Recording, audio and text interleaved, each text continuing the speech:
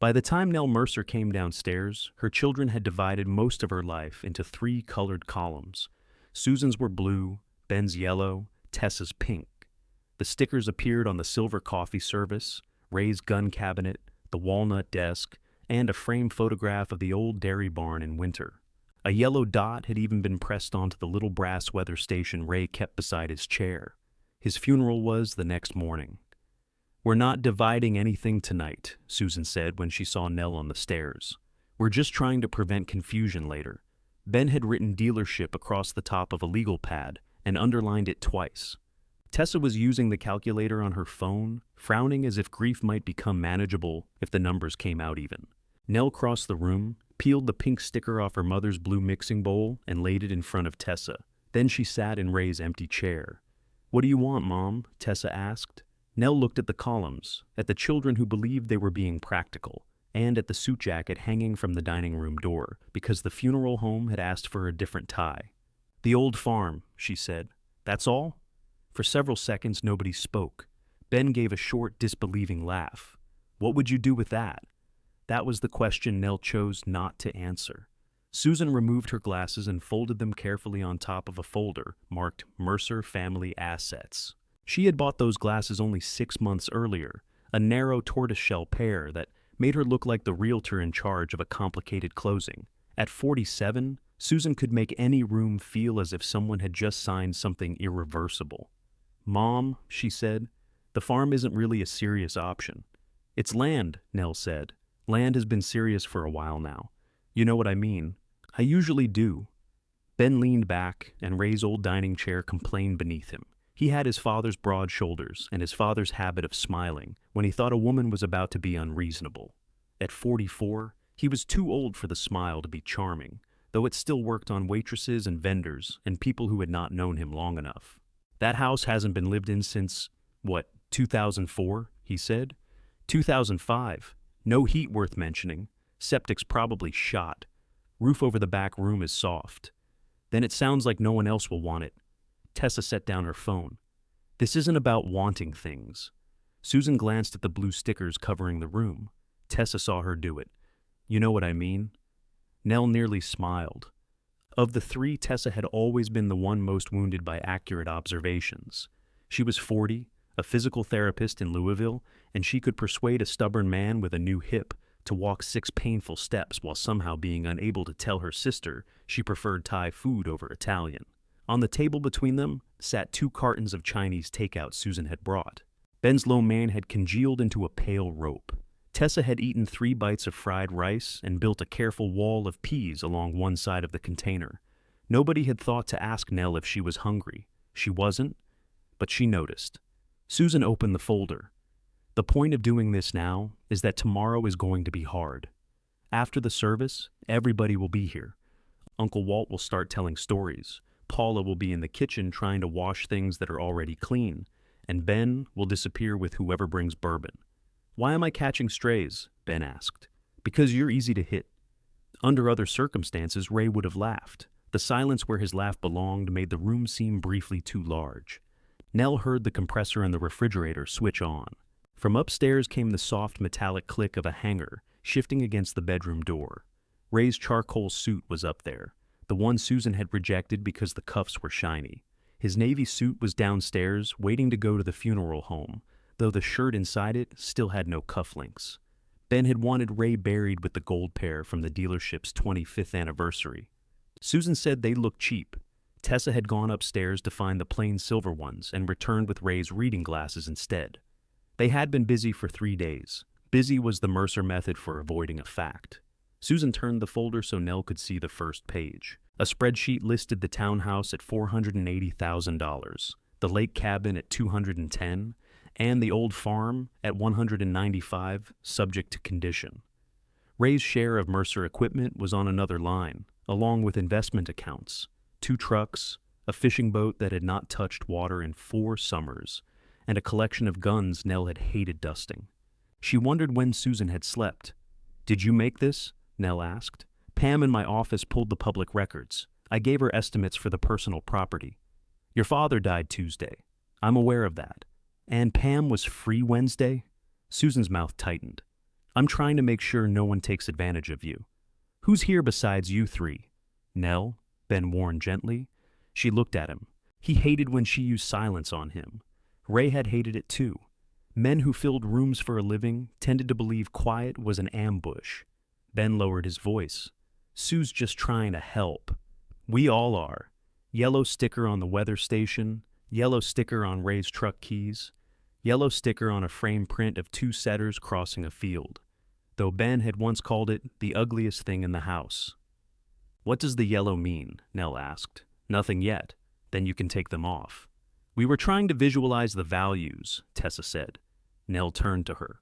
How does a pink dot make something easier to see? Tessa rubbed the place between her eyebrows. The telephone rang in the kitchen. All four of them looked toward it. Ray's friends had been calling Nell's cell, Susan's cell, the house phone, and once, inexplicably, Ben's dealership. Each call began with the same soft intake of breath. Nell had learned to recognize condolences by the breath before the words. She got up, but Susan was faster. I'll get it. It's my phone. I know. You sit. Susan disappeared into the kitchen, already saying, Mercer Residence. Ben stared down at his legal pad. Beneath dealership, he had written trucks, inventory, building share, Dad's office. Nell wondered if he understood that Ray's office contained 2 filing cabinets of warranty disputes and a 12-year-old coffee maker that leaked onto the carpet. He wanted me to have the company, Ben said. Nell rested both hands on the table. Her wedding band had become loose during Ray's illness. Twice that week she had caught it on a towel, and once in the fingers of a black glove Susan insisted she buy for the graveside. Did he tell you that? He didn't have to. That's convenient. His face changed. Not much, but enough. We worked together for 21 years. You worked for him. I ran half that place. Some weeks. Jesus, Mom. Tessa looked toward the kitchen, hoping Susan would return and become the least comfortable person in the room. Nell touched the edge of the legal pad. If you want the dealership, say you want it. Don't put words in a dead man's mouth because he can't correct you. Ben pushed his chair back. I'm not doing this tonight. You've been doing it for an hour. We started because Sue thinks the longer things sit, the uglier it gets. Your sister has sold houses where people died. She thinks every silence is water damage. Tessa made a noise that might have been a laugh and disguised it as a cough. Ben looked offended on Susan's behalf, which was new. The three of them had spent most of adulthood rotating alliances, usually with Nell receiving separate telephone calls afterward. Ray used to call it family politics. Nell called it 4 extra conversations nobody needed. Susan came back holding the cordless phone against her chest. That was Mrs. Colson from the funeral home. They need the second hymn tonight. The organist has to know. It is well, Nell said. Susan hesitated. Ben thought, how great thou art. Ben lifted both palms. Dad liked it. Your father liked the Johnny Cash version, Nell said. He complained when people sang it slow. Everybody knows it, apparently not at the right speed. Susan closed her eyes. For 1 second she looked less like the woman with the folder and more like someone who had not yet figured out where to put her father's death. Fine, she said. I'll call her back. Nell almost reached for her. Susan's face had gone pale around the mouth. But then Susan placed the phone beside Nell's elbow, as if returning something to a designated owner, and picked up her glasses. The brick house makes the most sense for me, she said. Not because I need it. Because I'm local, I know the market, and I can handle the sale without paying someone else a commission. You live 12 minutes away, Ben said. I'm local. You also think Zillow is a legal document. It's a website. Thank you, Ben. Tessa slid the pink sticker sheet beneath her takeout carton. Could we stop pretending we're not claiming things? Susan stared at her. I'm including myself, Tessa added quickly. I said I liked the lake place. That was claiming it. You said it mattered to you. It does. The cabin matters to everybody, Ben said. You haven't been there since Dad's retirement party. I've been busy, so have I. Nell watched them wake into the argument they had been trying to disguise as arithmetic. Susan had made columns because columns stayed where she put them. Ben wanted the dealership because Ray had occupied the best office there. Tessa wanted the cabin because it was far enough from all of them to feel peaceful and close enough to still count as family property. None of that made them monsters. That would have been easier. They were grieving, frightened, vain, useful, selfish adults. Susan had arranged every casserole delivery and written the obituary before Nell could face the blank form. Ben had shaved Ray on the morning he died because Nell's hands were shaking. Tessa had sat on the laundry room floor for 40 minutes after the hospice bed was taken away, then stood up and asked whether anyone needed coffee. Love had never prevented the Mercers from keeping score. Susan sat again. "No one is taking your home away, Mom." Nell looked around the dining room. Ray had chosen the wallpaper, though he called decorating women's business. Susan had chosen the chandelier. Ben had picked the television in the den. Tessa had given them the rug under the table, then apologized for it every Christmas because one corner curled. "What if I don't want this to be my home?" Nell asked. Susan's expression softened in the way Nell disliked most. "That's the grief talking." "No, the grief is mostly not talking. Moving out to an abandoned farm isn't independence. It's dangerous. What happens when you fall? What happens when the pipes freeze? You can't even get reliable cell service out there. I lived there 27 years without consulting my telephone. You were younger, so were the pipes." Ben snorted before he could stop himself. Susan shot him a look. Nell stood and gathered the blue mixing bowl. Under the pink sticker was a faint gummy square. She rubbed it with her thumb. "We are not finishing this tonight," Susan said. "We're gathering information. After the funeral, we'll sit down with someone who understands the options." "I will," Nell said. "All of us." "I said I will." Susan went still. Nell carried the bowl into the kitchen. Beside the junk drawer was a narrow drawer Ray called the useless drawer. Though it held the spare house keys, tape measure, picture hooks, birthday candles, and the tiny screwdriver needed to tighten his glasses, Nell pulled it open. The old farm key lay in the back beneath a dried rubber band. A rectangle of masking tape was wrapped around its head, farm written across it in Ray's blocky hand. She had not touched it in 19 years. When she returned to the dining room, her children were still arguing quietly about fairness. Nell placed the key on the legal pad beneath Ben's double underlined word. The room settled. "The farm," she said again. Susan looked relieved first. She tried to hide it, but Nell saw. Ben saw too, and his shoulders loosened. Tessa glanced toward the spreadsheet, already calculating what Nell's choice left for everyone else. Not one of them asked why she had kept the key. Nell closed her fingers around it before anyone could put a colored sticker on that too. Susan looked at the key, then at Nell's face. "Keeping a key doesn't make the place livable." "No," Nell said. "Roofs do most of that. I'm serious. So am I." Ben turned the key once with his fingertip. "I haven't been out there in years. No one has." "That's not true," Nell said. "Darnell cuts the south field." Ben frowned. "Still, he sends a check every September. To Dad. To me." It was a small correction, but it landed. Susan gathered the appraisal pages and tapped their edges against the table. Tessa began closing takeout cartons. Ben removed nothing, including the yellow stickers. "Let's get through tomorrow," Susan said. "We can talk when everyone's less tired." Nell slipped the farm key into the pocket of her robe. "That sounds reasonable." Susan studied her, suspicious of agreement. Ben stood and carried the legal pad to the kitchen counter. "Where are the silver cufflinks?" "Upstairs on the dresser." Tess said she couldn't find them. Tessa found his glasses. "I was looking in the dark," Tessa said. "The lamps still work after people die," Susan told her. Tessa threw a balled napkin at Susan's shoulder. Susan caught it and, to Nell's surprise, laughed.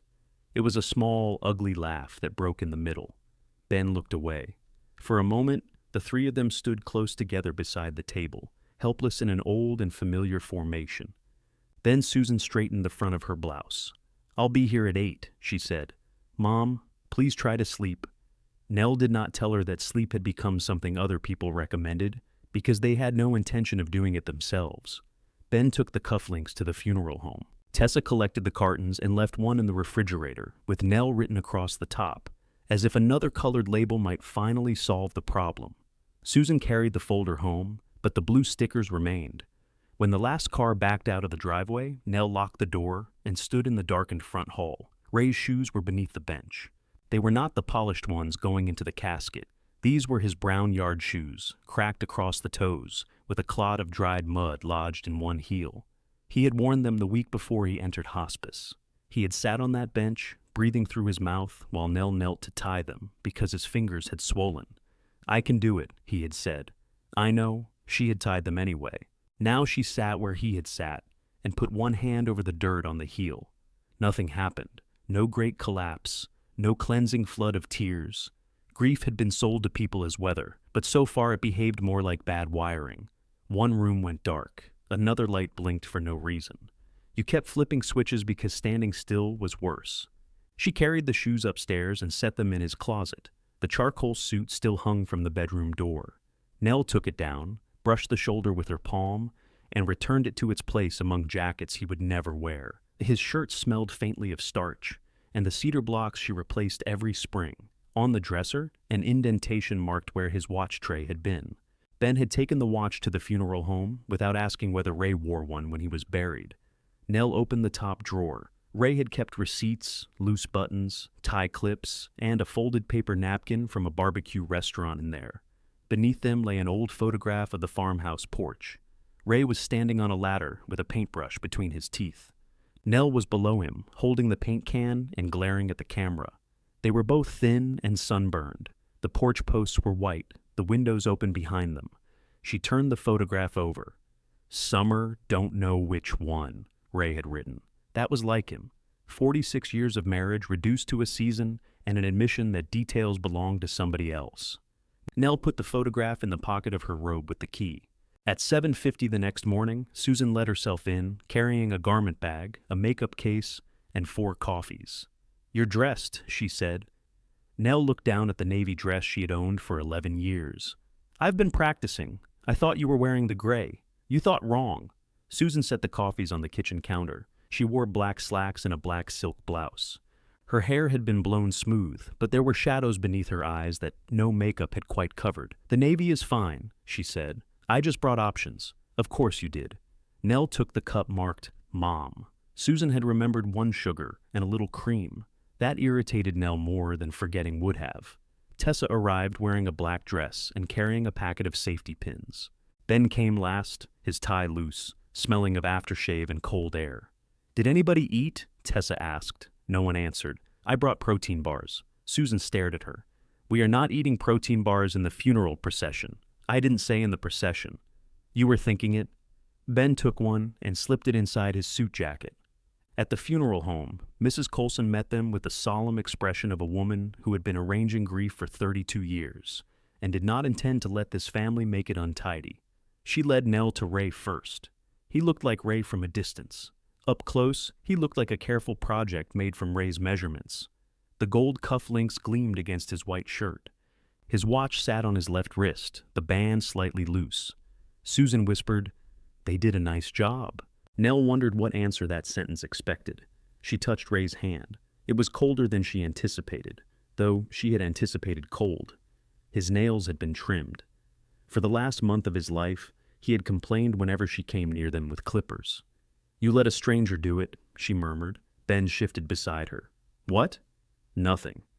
People arrived in dark coats and shook rain from umbrellas. They hugged Nell carefully, as though she had become a container filled to the rim. Men from the dealership lined up to tell her Ray had been one of a kind. Women from church squeezed both her hands and asked what she needed. Nobody waited for a specific answer. Paula Green ignored the line and came through the side. "I brought ham biscuits to your house," she said, hugging Nell hard enough to crease the navy dress. "Susan told me not to bring food because there was a catering plan, so naturally I brought food. Thank God. I put them behind the orange juice where she won't find them." Susan, standing close enough to hear, said, "I can hear you." "That's fine," Paula said. "You know where the biscuits are now." For the first time that morning, Nell laughed. Darnell Price arrived just before the service. He stood near the back in a dark brown suit that fit through the shoulders and nowhere else. His silver hair had been cut recently, leaving a pale line above his neck. Ben glanced at him without recognition. Susan looked twice, trying to place him among the dealership men. Nell knew him immediately. Darnell waited until the aisle cleared, then came to her. He did not hug her or take both her hands. "I'm sorry, Nell. Thank you for coming." He was hard to outlast. That may be the nicest thing anyone said. One corner of Darnell's mouth moved. He looked toward the casket. "Last time I saw him, he told me I was cutting the south field too low. He hadn't seen the south field in 15 years. I mentioned that." How'd he take it? Like Ray. The organist began the opening notes, too slow, despite Nell's warning. Darnell touched 2 fingers to the brim of an absent hat and moved toward the rear pew. Susan guided Nell to the front as though the aisle contained invisible hazards. Ben sat on Nell's other side. Tessa sat beyond him, already holding a tissue against her lower lip. The minister spoke about Ray's work ethic, his faith, and his devotion to family. Nell studied the spray of white lilies on the casket. Ray had disliked lilies. He said they smelled like furniture polish. Susan had chosen them because they were traditional. Ben gave the eulogy. He began badly, clearing his throat twice and losing his place. Then he told a story about Ray driving through an ice storm to open the dealership because 2 customers were waiting on parts. People laughed when Ben imitated Ray complaining about weather becoming an excuse for civilization to quit. Nell remembered that storm. She had driven behind Ray in the pickup because his truck would not start. She had opened the office, made coffee, called the supplier, and found that the parts had been delivered to the wrong county. Ray had spent the morning talking to the customers while she located the shipment. Ben told the story well. He spoke about the farm, too. How Ray had started with nothing but bad soil and nerve. How he had milked before daylight, raised a family, and built Mercer equipment 1 handshake at a time. Nell kept her eyes on the lilies. Ray had not started with nothing. He had started with 58 acres inherited from his father, Nell's $6,000 in savings, and a wife who knew how to keep milk records and repair a pulsator. But correcting a eulogy was the kind of behavior people remembered longer than the eulogy. Then Ben's voice cracked. He always made us feel, he said, stopping to breathe, like there would be an answer, even when there wasn't one yet. That was true. Nell reached for his hand. Ben gripped hers so hard her ring pressed into the neighboring finger. For the rest of the eulogy, he did not let go. At the cemetery, the rain thinned to a mist. Susan tried to open an umbrella over Nell until the metal ribs caught in her hair. "Put it down before you kill us both," Nell said. "It's raining, I'm aware." Ray's grave waited beneath a green canopy. Folding chairs sank unevenly into the wet ground. Mrs. Colson had placed artificial grass around the opening, but mud showed at the edges. When the minister finished, people filed past Nell again. Uncle Walt kissed her cheek and said Ray had been the best brother a man could ask for, which would have surprised both brothers during most of the previous decade. Dealership employees promised to check on her. A woman Nell had not seen since 1998 said they must not lose touch. Darnell stayed back until the others moved toward their cars. "How bad is the farmhouse?" Nell asked. He looked at her carefully. "Depends what you're comparing it to. This morning, I'd compare it to a funeral. Better than that? The roof, back room leaks, main parts holding. Well, pump runs when it feels respected. The barn?" Darnell glanced toward Ben, who was helping Tessa across the wet grass. "Barn's tired. So am I. You planning to sell?" "No." That answer seemed to change something in his face. Nell took the farm key from her coat pocket. She had transferred it there while Susan was arranging coffees.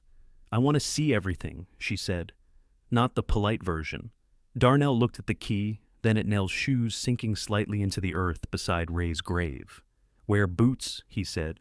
"I own boots. You own town boots. I still know the difference." His mouth moved again, nearly a smile. "Tomorrow morning, 10 o'clock, I'll bring the good flashlight." Behind them, Susan called, "Mom, we need to go." Nell closed her hand around the key. Darnell stepped away. 10 o'clock. Susan hurried across the wet grass, holding the useless umbrella over herself now. What did he want? Nothing. Who is he? Someone who knows what condition the farm is in. Susan stopped walking. Nell continued toward the funeral car without waiting for her. Susan caught up at the funeral car and put one hand on the door before the driver could close it. "You made plans with Darnell Price?" "I asked him to look at a house." "The farmhouse?" "There's only one house out there." "Nell," Susan said, using the tone she reserved for clients who had misunderstood the term as is, "today is not the day to make decisions. I made it yesterday. You requested an asset. That isn't the same as deciding to move into it." The driver looked straight ahead, demonstrating the discretion of a man who had transported many families from cemeteries. "Are you getting in?" Nell asked. Susan's nostrils flared. She stepped back and shut the door with great care. At the house, 27 people entered within 6 minutes and immediately began asking where to put things. Paula directed food toward the kitchen, flowers toward the sunroom, and wet coats toward Susan. "Why me?" Susan asked, already accepting 2 raincoats. "You're standing there with empty arms. That doesn't make me the coat room. It does today." Nell moved through condolences and coffee smells. Someone had turned on lamps in every room, though the afternoon was brightening. The caterer had arranged sandwiches in concentric circles and put parsley between them. Ray had always called parsley the food people added when they regretted the plate. The blue and yellow stickers were still on the furniture. Mrs. Clay from church noticed one on the silver coffee service and tried to peel it off, apparently believing it was a price tag. Susan intercepted her before the sticker surrendered. "We're having some things appraised," Susan said. Mrs. Clay looked toward Nell. Nell lifted her coffee and drank. Ben disappeared into Ray's den with 2 dealership employees and a former salesman named Mac Doyle. The door remained open, but the men spoke in the lowered, serious voices that made business sound almost holy. Ray had been easing Ben into it for years, Mac said. Nell stood in the hall with an empty paper plate. "That's the natural transition," another man answered. "Customers need to see continuity."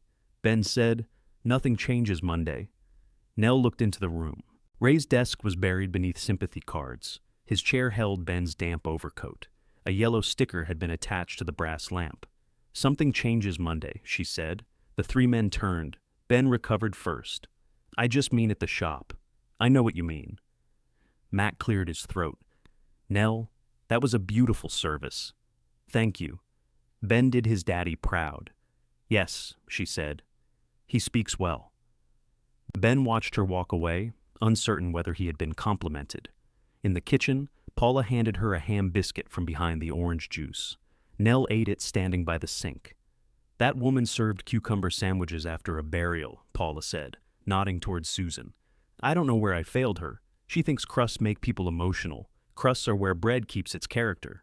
Paula wiped mustard from her thumb. Her gray hair was cut close around her face, and she wore earrings shaped like red cherries. She had dressed for the funeral, except for those earrings. Nell appreciated them. "You going out to the farm?" Paula asked. News moved through Mason Ridge on practical shoes. "Tomorrow," Darnell told me. "Then why did you ask?" "I wanted to see if you'd tell me." Nell took another bite. Paula leaned against the counter. "You planning to live there?" "Everybody keeps asking that, as if I've announced I'm taking up residence in the barn. The barn has better light. It always did." They stood quietly while the dishwasher hummed. Paula did not tell Nell the farm was too much. She also did not call the idea brave, which Nell appreciated even more. "What do you need?" Paula asked. "Right now?" "A third biscuit." Paula handed her one.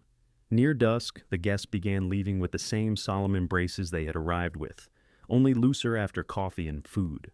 Susan distributed leftover sandwiches in foil.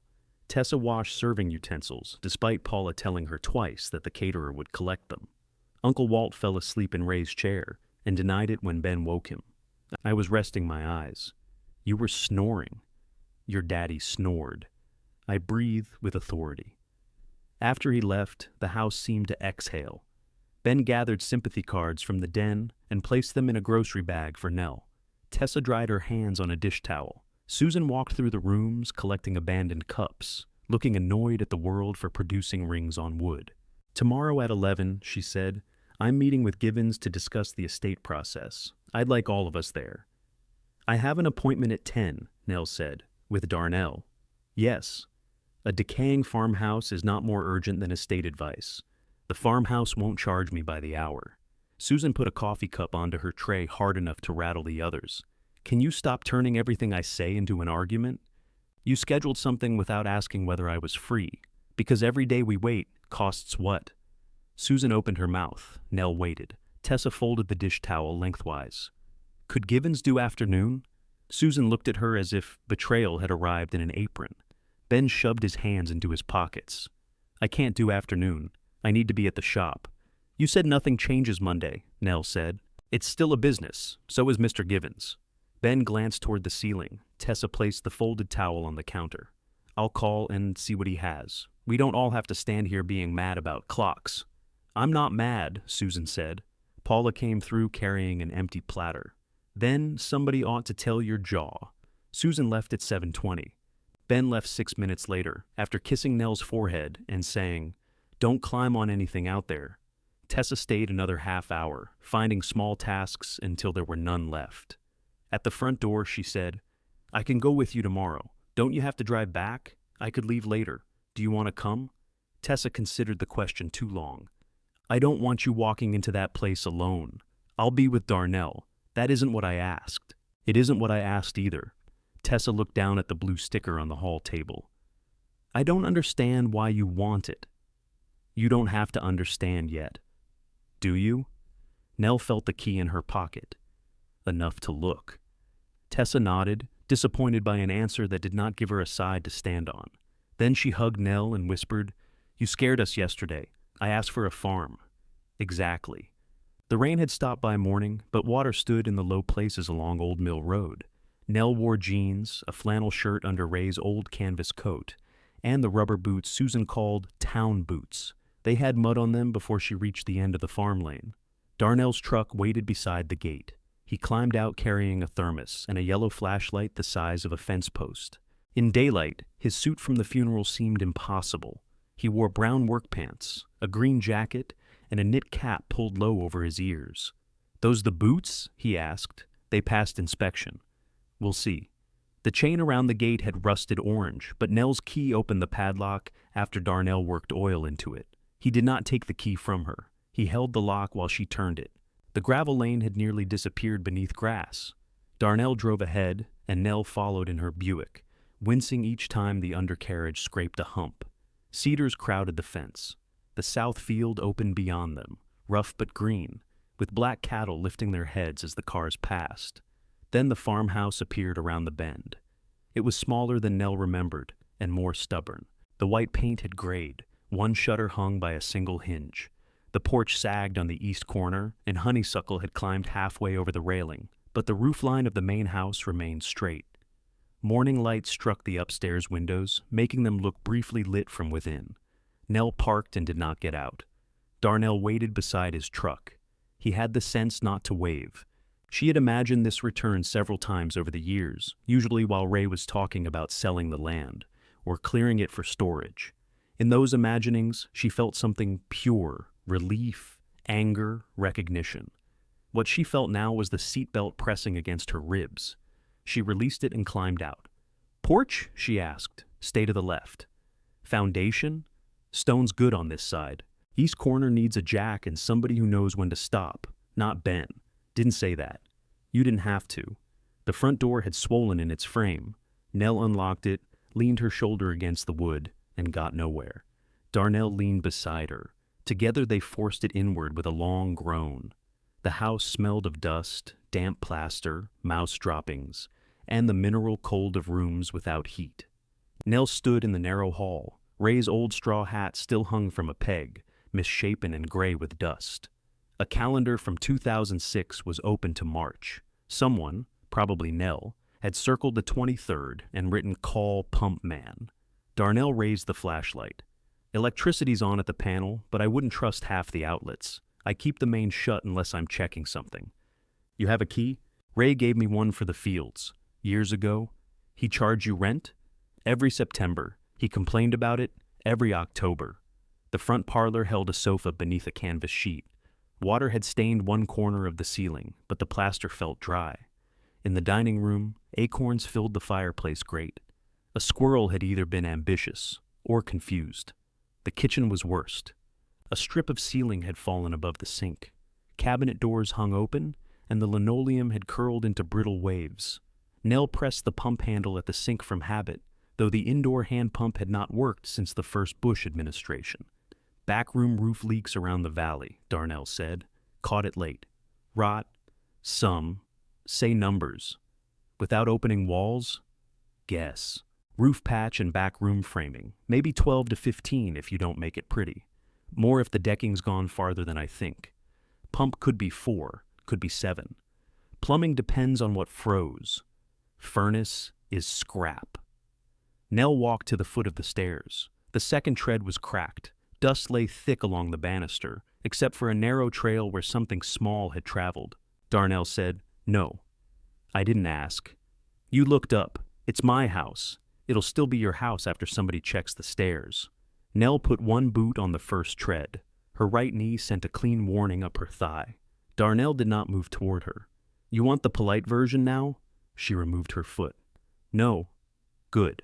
They examined the downstairs bedroom, the small bathroom added in 1989, and the enclosed porch where boxes had softened into shapeless brown stacks. Nothing was ruined beyond recognition, but almost nothing was ready to use. Outside, they walked the main barn. One door had come off its track. Light showed through 3 places in the roof. The stalls were dry, and the concrete milk room remained solid. Darnell kicked at a sill. Tired, not dead. That's what you said. I was right the first time. At the south fence, Nell stopped to catch her breath, without announcing it. Darnell poured coffee from his thermos into the lid and offered it to her. She drank. It was strong enough to remove paint. Your lease stays, she said. Same acreage. We'll put it in writing. He looked toward his cattle. Ray never liked paper between people he knew. Ray liked memory because his was selective. Darnell nodded once. Writing's fine. You'll pay the same rate until we know what repairs cost. After that, we talk. You always did the numbers. The words were ordinary. They still struck somewhere tender. Nell handed back the cup and looked at the house. The place offered no welcome. It needed money, labor, patience, and decisions that could not be postponed until someone else felt ready. Why here? Darnell asked. She thought of Susan speaking for her, Ben writing his father's wishes, and Tessa hiding pink stickers beneath a carton. Because it's the one thing they were relieved to give me. Darnell considered that without softening it. Then he pointed the flashlight toward the kitchen door. Start with water. Nell looked once more at the roof, the porch, and the windows filmed gray with neglect. Yes, she said, we start with water. Darnell knew a well man named Chet Watkins who answered his phone on the 3rd ring and said he could come Thursday. Thursday? Nell asked. Darnell covered the phone. You want me to insult him until it becomes Wednesday? No. Ask what time? Chet said morning, which Nell knew could mean anything before supper. She wrote his name on the back of an envelope she found in the Buick. For the roof, I'd call Javier Morales, Darnell said. He'll tell you what you need. He'll also tell you what you don't, which is rarer. Call him. You call him. Your roof. He gave her the number. Nell liked that. Before leaving, she opened the farmhouse windows that would move and shut the ones that threatened to fall out. The front parlor resisted fresh air until Darnell cut through 3 layers of paint with a pocket knife. When the sash finally rose, a cloud of dust rolled into the room and made them both cough. Smells better, Nell said. We've introduced outdoor mold to the indoor mold. Change is healthy. She locked the door behind them and stood on the porch, making a list aloud. Water, roof, electricity checked. Downstairs, bathroom. Heat, porch. Not until it tries to kill me. It's considering it. Then it can wait its turn. Darnell walked her to the Buick. You tell your children yet? They know I want it. Not what I asked. Nell opened the car door, then no. He nodded as though she had confirmed something he already suspected. Family hears a plan different once it has a date attached. At 2:15, Nell entered Harold Given's office with mud dried around the soles of her boots. Susan stared at them from the conference table. You wore those to an attorney's office? They were clean when I left home. Susan glanced toward the receptionist beyond the glass door, perhaps concerned that the woman had heard the word home used incorrectly. Ben sat beside a tray of bottled water, his jacket over the back of his chair. Tessa had driven down instead of returning to Louisville. She gave Nell a questioning look that went from the boots to her face. Well, she asked, it needs work. How much work? I'll know when I have estimates. Susan placed both palms on the table. You're getting estimates? That's what people do before hiring work. You haven't even decided whether you're moving. Nell took the empty chair across from her. You haven't decided that. Harold Givens entered carrying 2 yellow folders and a legal pad without colored columns. He was a compact man in his late 60s with a white mustache and an expression that suggested every family was going to disappoint him in ways he had seen before. He offered condolences, shook each hand, then adjusted his chair. I understand there has been some discussion among you about how property might be allocated. Susan slid her spreadsheet toward him. We made a preliminary outline. Givens looked at the first page, turned it over, and looked at the second. Who prepared this? My office helped with public valuations. Your real estate office? Yes. He returned the pages to the table. Useful for conversation, not a settlement. I know that.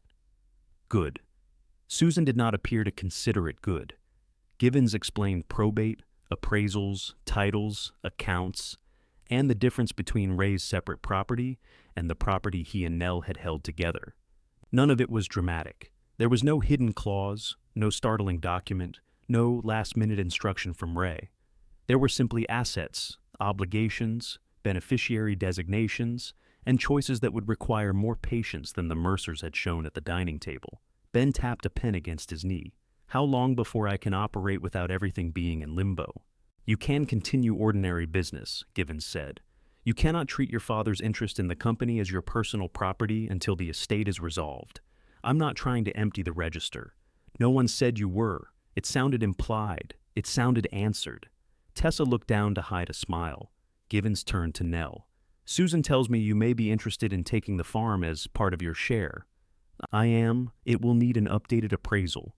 You understand that accepting one asset can affect what you receive from the remainder. Yes. And you should have someone independent review any family agreement before you sign it. I intend to. Susan leaned back. No one is asking her to sign blind. You had stickers on the furniture before the funeral, Nell said. They were organizational.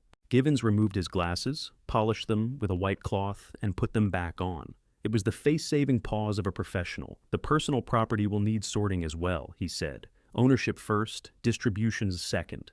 An item in the marital home is not automatically an estate asset. My mother's bowl, Nell said. Tessa's cheeks colored. What bowl? Givens asked. It doesn't matter, Tessa said.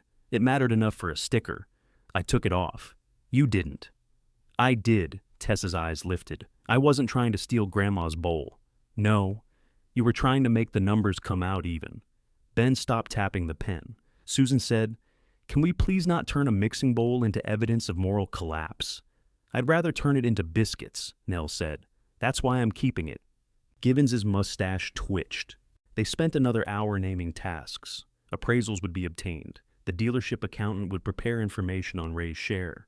Susan would not schedule the townhouse for sale until Nell had made her own housing decision and the property questions were clear. Ben would continue working at Mercer Equipment under its existing structure. Tessa volunteered to make a shared list, then withdrew the offer when all three siblings began giving instructions at once. Outside, Susan waited until Givens's door closed behind them. You embarrassed me in there. I mentioned a bowl. You made it sound like we descended on the house with sacks. You brought stickers. I was attempting to create order during a crisis. Your father was dead, Susan. He wasn't a garage sale. Susan's face went blank in the way it did when pain reached her, but had not been given permission to show. Ben stepped between them without actually moving. Can we lower the temperature? It's 48 degrees, Nell said. That isn't what I meant. Tessa rubbed her forehead. I'm going back to Louisville before one of you starts assigning value to the parking spaces. Susan turned toward Nell. If you insist on staying at the farm, at least let us find a contractor. I found two. When? This morning. You've had one morning and now you have a well man? Possibly Thursday. Ben laughed, genuinely this time. Susan gave him a wounded look. I'm glad someone's enjoying this. I'm not enjoying it. I just haven't heard anybody get excited about a well man since Dad tried to put irrigation behind the dealership. That was different. It was insane. He wanted the grass green. He watered 3 acres of gravel. Even Susan smiled, though she resisted it. Ray had paid for sprinklers that rose faithfully from the lawn and soaked customer trucks on windy days. Nell had told him the first week. He had kept the system 4 years. The laugh passed, leaving them exposed again. Tessa touched Nell's sleeve. Call me after Chet comes. You don't know Chet. I know water. You treat shoulders. I also drink. Nell promised to call. Chet arrived Thursday at 11:40. He wore overalls over a red thermal shirt and listened to the well pump with his head tilted, as if it were confessing privately. After 40 minutes, he came out of the pump house carrying a corroded piece of metal. Impellers finished. Motor's trying, but it'll burn itself out if we keep asking. What's replacement? Nell asked. Depends how much line gives me trouble. Numbers, Mr. Watkins. He named a range that began at $4,800 and ended at $63. Nell did not react until he had gone. Darnell stood beside her with both hands in his jacket pockets. You want me to say he's high? Is he? No. Then don't. Javier Morales inspected the roof. Friday, he was younger than Nell expected, in his early 40s, and spoke to her instead of Darnell. He climbed, photographed, measured, and came down with bad news delivered calmly. The valley over the back room needed rebuilding. The main roof could last 2 or 3 more years if repaired now, but not if Nell waited through another winter. His estimate was $13,800. Nell sat in the Buick afterward with a small notebook on the steering wheel. Her available savings were $31,612. Her monthly income, without touching investments under discussion in the estate, was enough for ordinary life and not much foolishness. Water and roof would consume more than half her cash before she replaced a furnace, inspected wiring, or made the downstairs bathroom usable. The farm was not a symbol while invoices existed. She drove to Paula's bakery and found Paula loading trays with cornbread. You look like somebody priced honesty by the square foot, Paula said. Roof. How bad? Nell told her. Paula whistled. That's a lot of cornbread. I'm not opening a restaurant. I wasn't suggesting it. Restaurants are where food goes to acquire debt. Nell helped wrap loaves while they talked. By closing time, she had decided to authorize the pump and the roof repair, but nothing cosmetic. She would use portable heat downstairs until she knew whether the old ductwork could be saved. She would clean before she paid anyone to tear out what only looked ugly. I'll help Sunday, Paula said. You have a bakery. I also have rubber gloves and unresolved aggression. On Sunday, Tessa arrived at the farm before Paula with cleaning supplies, 2 respirator masks, and a bag containing 4 protein bars. I thought you went home, Nell said. I did. This is a long drive to scrub mildew. It's also a long drive to be accused of stealing cookware. Nell looked at her. Tessa lifted the blue mixing bowl from the passenger seat. The pink sticker was gone, but a pale square remained. I brought this back. It was already mine. I know. Nell took the bowl. Tessa looked toward the farmhouse. Where do we start? They worked in the downstairs bedroom. Tessa scrubbed the baseboards without offering opinions about where Nell should live. Paula arrived and declared the dead mouse beneath the radiator too old to be anybody's responsibility. Darnell repaired a broken window latch and submitted an invoice after Nell insisted. By evening, one room smelled of vinegar instead of abandonment. Nell returned to the townhouse sore, hungry, and carrying the blue bowl. Susan was waiting in the kitchen with a ring of measuring keys and a folder. I scheduled the listing photographer for Monday, she said. Nell set the bowl on the counter. Cancel him. The appraisal needs current photographs. You said listing photographer. Susan's grip tightened around the keys. This house has to be sold eventually. Eventually can wait until I remove what belongs to me. You can't empty half the house. Nell looked toward the dining room, where blue and yellow stickers still marked things her children had already claimed. I'm not taking half, she said. I'm taking mine. Susan looked past Nell toward the dining room. Fine. Then tell me what that means. It means I decide what I'm taking before strangers photograph it for sale. You said you wanted the farm. You didn't say you wanted to dismantle this house, too.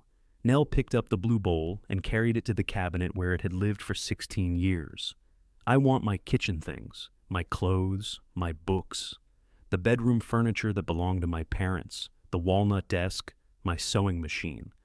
The walnut desk was Dad's. No, your father used it. He used it every day. I bought it at an estate auction in 1978 for $22. I stripped 6 coats of black paint off it while I was pregnant with you. Susan hesitated, caught between an objection and information she did not possess. Dad always called it his desk. Your father called the left side of the bed his side. He didn't build that either. That's not the same. It's exactly the same. Use is not ownership. Susan set the measuring keys on the counter. One was labeled laser, though Nell had no idea what door a laser opened. I don't want your things, Susan said. You put stickers on some of them. I put stickers on everything so we could sort later. Later is here. That isn't fair. Nell leaned against the counter. Her back ached from cleaning the farmhouse, and vinegar had dried the skin around her fingernails. What part? You're making every mistake evidence that we don't care about you. I haven't said you don't care. You don't have to. No. You usually say what I mean before I get the chance. Susan's face tightened. She walked to the window above the sink and stared out at the dark yard. The porch light reflected her back into the glass. I have done everything for this family for the last 10 days. Your father has been dead 6. It feels longer. That slipped out before Susan could edit it. She folded her arms across her stomach. Nell could have softened then. It was an old instinct, almost a muscle. Susan had been the one making telephone calls, confirming flowers, finding the Navy suit, remembering coffee. She became bossy when frightened and indispensable when hurt. Ray had encouraged both because it saved him trouble. Nell went to the refrigerator, took out the takeout carton, marked Nell, and opened it. The noodles had solidified. "You want some?" she asked. Susan looked at the carton. "Those are almost a week old, so no." A laugh escaped Susan despite herself. It disappeared quickly. "I'll cancel the photographer," she said, "but we need a timeline. We need boxes first. I can have boxes here tomorrow. I can get boxes. Why won't you let me help? Because you keep attaching decisions to the help." Susan turned from the window. "What decision is attached to boxes? Where I'm going, how fast I'm leaving, what happens to the house, and whether you get the listing. The last one struck cleanly. I told you I wouldn't take a commission. You also told Givens the house made sense for you to handle. You said it made sense for you. That's not what I meant. It may not be. But it's what you said." Susan picked up the ring of keys. "Buy your own boxes. I plan to." The next afternoon, a stack of flattened produce boxes appeared beside the back door. Apples, tomatoes, and golden yams were printed across them. There was no note. Nell called Paula. "Did you leave boxes?" "I have standards," Paula said. "Mine say bourbon." Nell called Tessa next. "I'm in Louisville. Did you arrange boxes?" "No." "Did you need some?" "No." That left Susan or Ben. Ben denied it with such casual innocence that Nell knew it was him. "Why would I bring vegetable boxes?" he asked. "You think tomatoes and yams are vegetables. Yams are vegetables. The tomatoes where you gave yourself away. I don't know what you're talking about." There were 2 rolls of packing tape inside the top box. Nell began in the kitchen. She packed the blue bowl, the cast iron skillet her mother had seasoned, 6 knives, the rolling pin, and the dented roasting pan Ray had once tried to throw away because the handles were ugly. She left the silver coffee service with its blue sticker. Ray had liked polishing it before holidays and complaining the entire time. Susan could have it. In the den, she removed the yellow sticker from the walnut desk and placed it on Ray's brass lamp.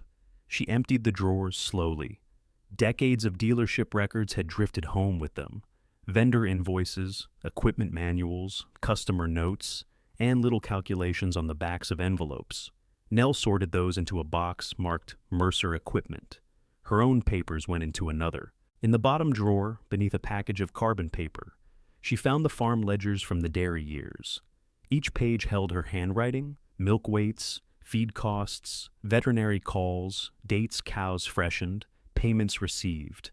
The first year ran in red ink until October, and black after that. Nell remembered the relief of that black line more clearly than she remembered the Christmas that followed. She placed the ledgers in her box. Ben arrived just before 6 and went directly to the den. "Payroll can't find Dad's vendor file. It's in the box by the desk." He crouched and opened it. "All of this, everything I found." He lifted a folder marked Hayden Hydraulics. "This is from 2016. They've had the same billing problem since 2009. "How do you know?" "I handled it." "At the dealership?" "From that desk." Ben sat back on his heels. "Dad never said."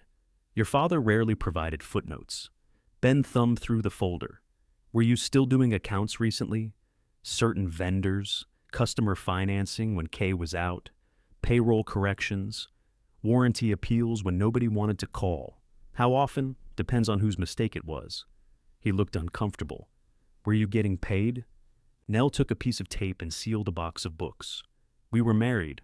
That isn't what I asked." It was the answer then. He lowered his eyes to the folder.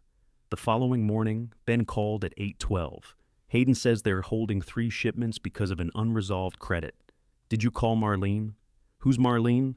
"At Hayden. I called the number on the invoice. That's a switchboard. It's the number they printed.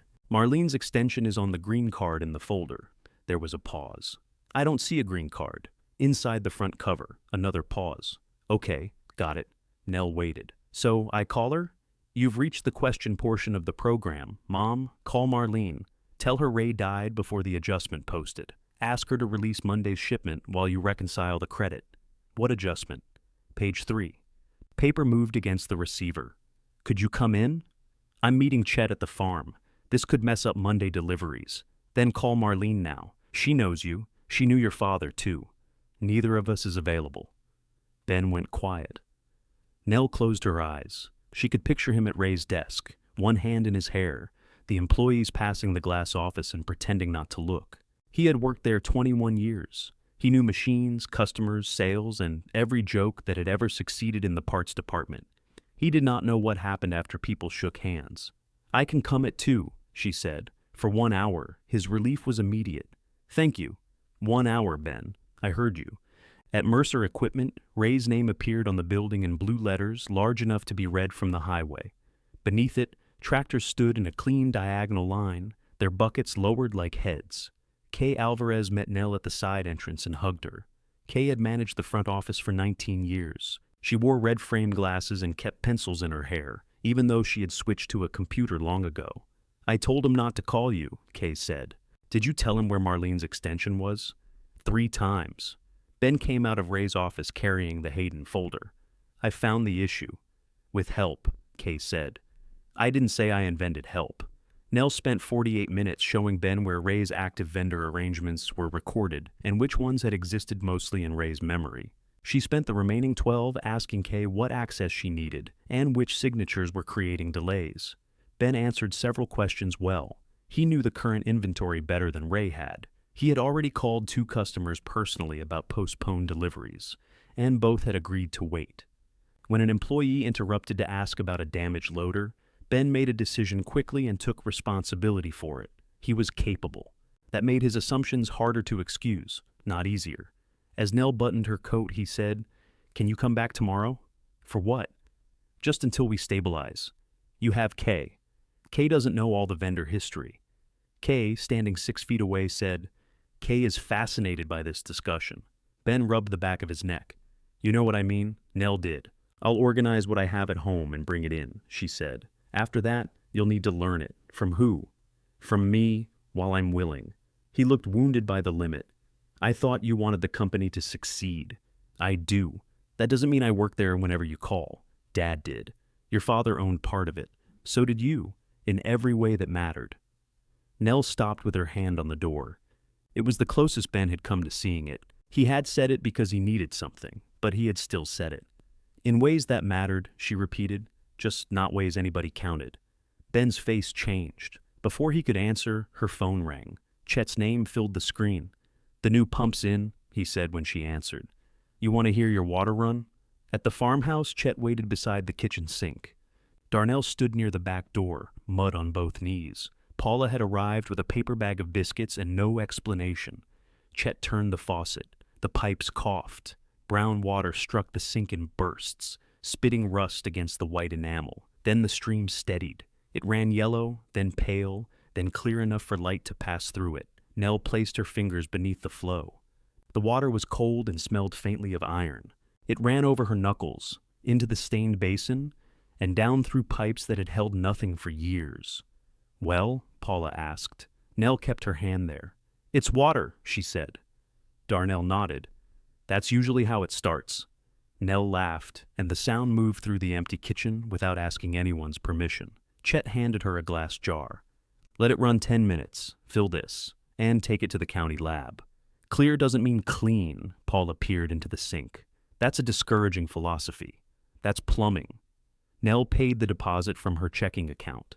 The final amount came to $5,480, which Chet wrote in blue ink on a duplicate form. She folded the receipt into her notebook and watched one line of her savings become smaller. The pleasure of running water survived the arithmetic, but it changed shape. Javier's crew arrived 3 mornings later.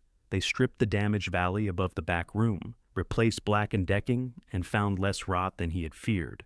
The repair still cost $13,200.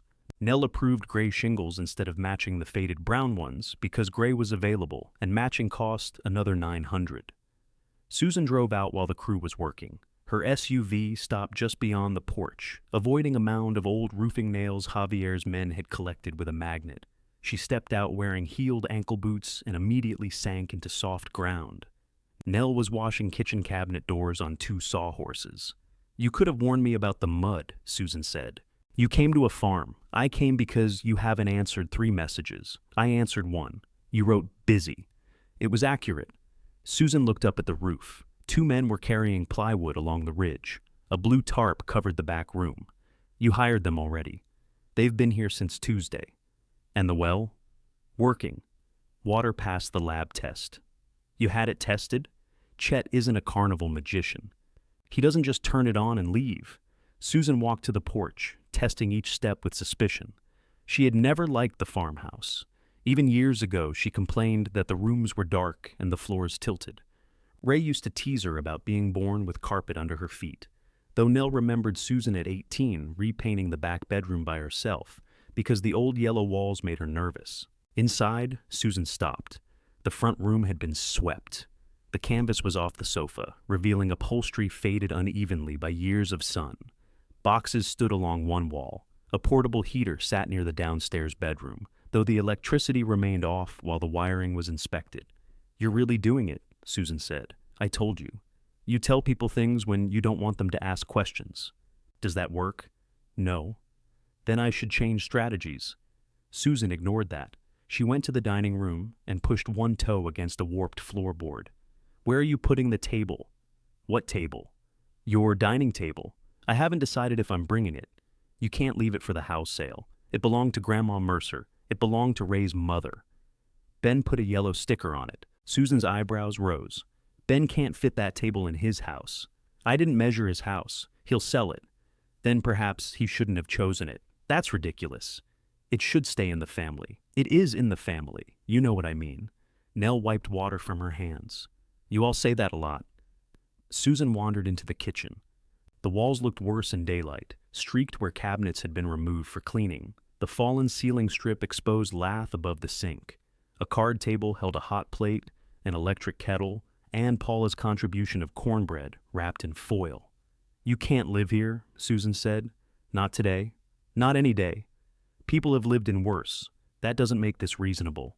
Neither did $375 a month for a room in 1976, but your father and I paid it until we bought this place. This isn't 1976. No. Now I have indoor plumbing. Susan crossed her arms. Is this because we divided things? Nell looked at her. Because if it is, Susan continued, say that. Don't spend $30,000 proving some point none of us understands. I haven't spent 30. That's your objection? My objection is you thinking my decisions are messages to you. How could they not be? You lived in that house with Dad for 16 years. He dies, and before he's buried, you decide to move back to the place he left. I asked for it before he was buried, because the 3 of you asked what I wanted before he was buried. Susan flinched. Above them, a roofing nail struck wood in 3 clean blows. Nell lowered her voice. You are not the reason I want this place. You are part of the reason I finally said it out loud. That's supposed to make me feel better? It wasn't designed for you. Susan looked toward the window. The south field showed through dirty glass, cattle moving black against winter grass. I thought you'd keep the house, she said. You thought you'd handle the sale. I thought you'd stay somewhere safe until we knew what came next. You knew what came next. You had brochures. I looked at options. For me, yes, for you. Because Dad was dying and you wouldn't talk about afterward. Afterward belonged to me. Susan's voice sharpened. We were going to be responsible when something happened. Something happened to your father and to you. Nell set the wet rag on the card table. There it was. The belief beneath the folders, keys, coffee, and appointments. Ray's death had made Nell an event requiring management. I'm still here, she said. Susan's eyes filled so quickly that she turned away before either of them had to acknowledge it. I can see that. She left without going upstairs. The updated appraisal valued the farm at $188,000 in its unrepaired condition. Susan called the number offensively low. Ben called it generous. Tessa asked whether the appraiser had seen the barn. He saw it, Nell said. Did he go inside? He values property. He doesn't bless it. An attorney in the neighboring county reviewed the proposed family allocation for Nell.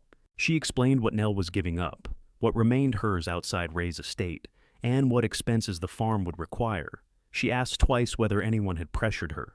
My children assumed, Nell said. That's different. Sometimes. Not this time. Nell signed only after the figures, titles, and personal property list reflected what she intended. The old farm would satisfy the largest part of her share. Her pension, personal savings, and accounts, already designated to her, remained untouched. The remaining estate would be divided among the 3 children under the agreement they had pushed toward on the night before the funeral. At Gibbons's office, the 4 of them sat around the same conference table. Susan read every page. Ben signed too quickly, then went back and read after seeing Susan's expression. Tessa paused beside the line, describing the lake cabin. "We don't have to do it this way," she said. Ben looked up. "We've spent weeks doing it this way." "I know. I'm saying Mom could take more liquid assets and we could sell the farm." "No," Nell said. Tessa pressed the cap onto her pen. "I'm trying to make sure you're not stuck with a house that eats all your money. It may eat some. That isn't funny. It wasn't meant to be." Susan slid a page toward Nell. "She's right. The farm value is mostly land. If you need to leave, selling quickly might be hard. I understand. You could take the townhouse instead." It was the first time Susan had offered it without attaching herself to the sale. Nell noticed. "I don't want the townhouse." Susan gave a stiff nod and signed. Ben's share in the dealership would take longer to formalize because the business valuation was still being completed. But the intent was recorded. The guns and Ray's truck remained assigned to him. Tessa kept her claim to the cabin. Susan would receive the townhouse when the remaining steps were finished, with the silver coffee service, Ray's brass weather station, and most of the formal furniture. "The walnut desk?" Gibbons asked. "Mine," Nell said. No one objected. Nell hired movers rather than waiting for her children to coordinate schedules. 2 men named Leon and Curtis carried the walnut desk through the farmhouse door, after removing it from its hinges. They placed her bed in the downstairs bedroom, along with her parents' dresser and 1 nightstand. She brought fewer things than Susan expected, and more than Ben believed she needed. Books, kitchen tools, linens, clothes, the sewing machine, framed photographs, and the dairy ledgers came with her. Ray's recliner stayed. So did the gun cabinet, the silver, and the dining table, with Ben's yellow sticker still beneath 1 leaf. Tessa spent moving day lining kitchen shelves with paper. Paula stocked the refrigerator with soup, eggs, and butter. Darnell brought a load of split oak and showed Nell which outlet could safely handle the portable heater. Ben arrived after dark, carrying the brass weather station. "You left this," he said. "It has your sticker." "I don't want it." "Then take the sticker off." He peeled the yellow dot from the back. A gummy circle remained. Dad checked it every morning, then put it somewhere you'll check it. He said it was never accurate. It wasn't. Ben held it awkwardly. "I thought you liked it." I liked him standing there in his robe, tapping the glass as if pressure could be corrected by irritation. Ben looked down at the brass face. "Keep that," Nell said. He nodded and carried it back to his truck. When everyone left, the farmhouse became quiet in layers. First the gravel stopped crunching, then truck lights disappeared through the trees, then the refrigerator motor shut off, leaving only the portable heater and the dry movement of branches against the roof. Nell locked the front door. Her bed looked too large in the small room. The clean sheets were cold. On the dresser sat the photograph of Ray painting the porch, still in its frame. Tessa had placed it there without asking. Nell picked it up and opened the top drawer. For a moment she intended to put it away. Instead, she set it face down beside the lamp. At 10:40, the pipes knocked hard enough to bring her out of bed. She followed the sound to the kitchen, wearing Ray's canvas coat over her nightgown and carrying Darnell's large flashlight. Nothing leaked. The water heater was simply settling into its work. She opened the faucet. Water ran cold over her fingers, clear and steady. Beyond the window, the yard was black, the barn invisible, the nearest occupied house farther away than Susan would approve. Nell turned off the tap. The silence returned. It was freedom, she decided, but freedom had never promised not to be lonely. At 5:12 the next morning, something struck the side of the house 3 times. Nell sat up and reached for the flashlight. The sound came again, hollow, deliberate knocks from the kitchen wall. She put on Ray's canvas coat, stepped into her boots without socks, and moved through the dark with the flashlight raised like a club. A cedar branch scraped the siding. She stood at the window, watching it sway. Well, she told it, you won. By 6, she had coffee. The first pot tasted faintly metallic, so she poured it out and ran the tap. The second was better. She ate one of Tessa's protein bars because Paula's eggs required a skillet, and the room was still cold enough to make ambition seem theatrical. When daylight reached the south field, Darnell's cattle appeared from the gray one by one. Darnell's truck came up the lane at 7:30. He parked beside the barn, but did not approach the house. Through the leafless trees, Nell watched him check a gate, walk the fence, and stop beside a cedar post leaning toward the field. He saw her when he returned to his truck. "Morning," he called. "You checking on me or the fence?" "Fence. You looked at the house twice. House is near the fence. Convenient." He climbed into his truck. "You need anything?" "Not this minute." "Good. I have work." He drove away. Nell smiled into her coffee. The first weeks trained her to respect small things. A working outlet. A toilet that stopped running after one adjustment instead of 3. Dry firewood. The distance between the bed and the bathroom at 2 in the morning. She learned that the kitchen floor dipped enough to make round objects roll toward the pantry, and that the back door swelled whenever rain came from the east. She hired an electrician named Denise Harlan to replace the scorched outlets and make the downstairs safe. Denise found old cloth wiring in the back room and told Nell to keep that circuit off until spring. "Upstairs?" Nell asked. "I can inspect it." "Can I afford what you'll find?" Denise looked toward the ceiling. "That's a separate question." Nell left the upstairs closed. A used propane furnace became possible after Javier told her the existing ductwork was sound. She wrote the estimate into her notebook, drew a line beneath it, and postponed replacing the kitchen floor. The curling linoleum was ugly, but did not send invoices. Paula came each Thursday with bread too irregular to sell. The first time, she brought 6 loaves. "This one split," she said, setting it on the counter. "This one leaned. These 2 are emotionally difficult." What happened to the other 2? They associate with the first 4. Nell froze 5 and kept 1 out. On the 3rd Thursday, Paula spread bakery statements across the walnut desk. "I need a favor. Personal or mathematical? The less expensive kind. Then probably personal." Paula handed her a stack of invoices. "My flour costs keep rising, but the amount of flour I buy doesn't. Either wheat has acquired a lawyer, or I'm missing something." Nell spent an hour tracing deliveries, credits, and late fees. Paula had been paying one distributor twice for the same monthly fuel surcharge and ignoring a discount another offered for early payment. "You need a bookkeeper," Nell said. "I have one. You have yourself on Tuesdays. I'm free.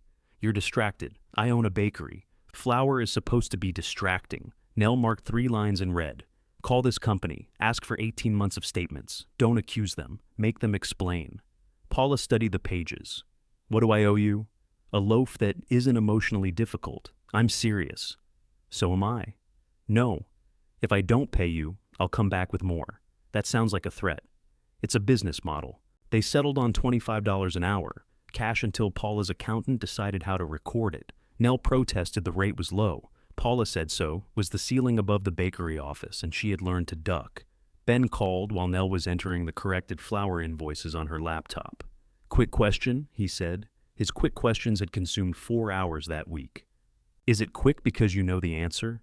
Kay says you had a contact at First Agricultural for seasonal customer financing. Had. Have. Dana Roth. Commercial desk. I called her.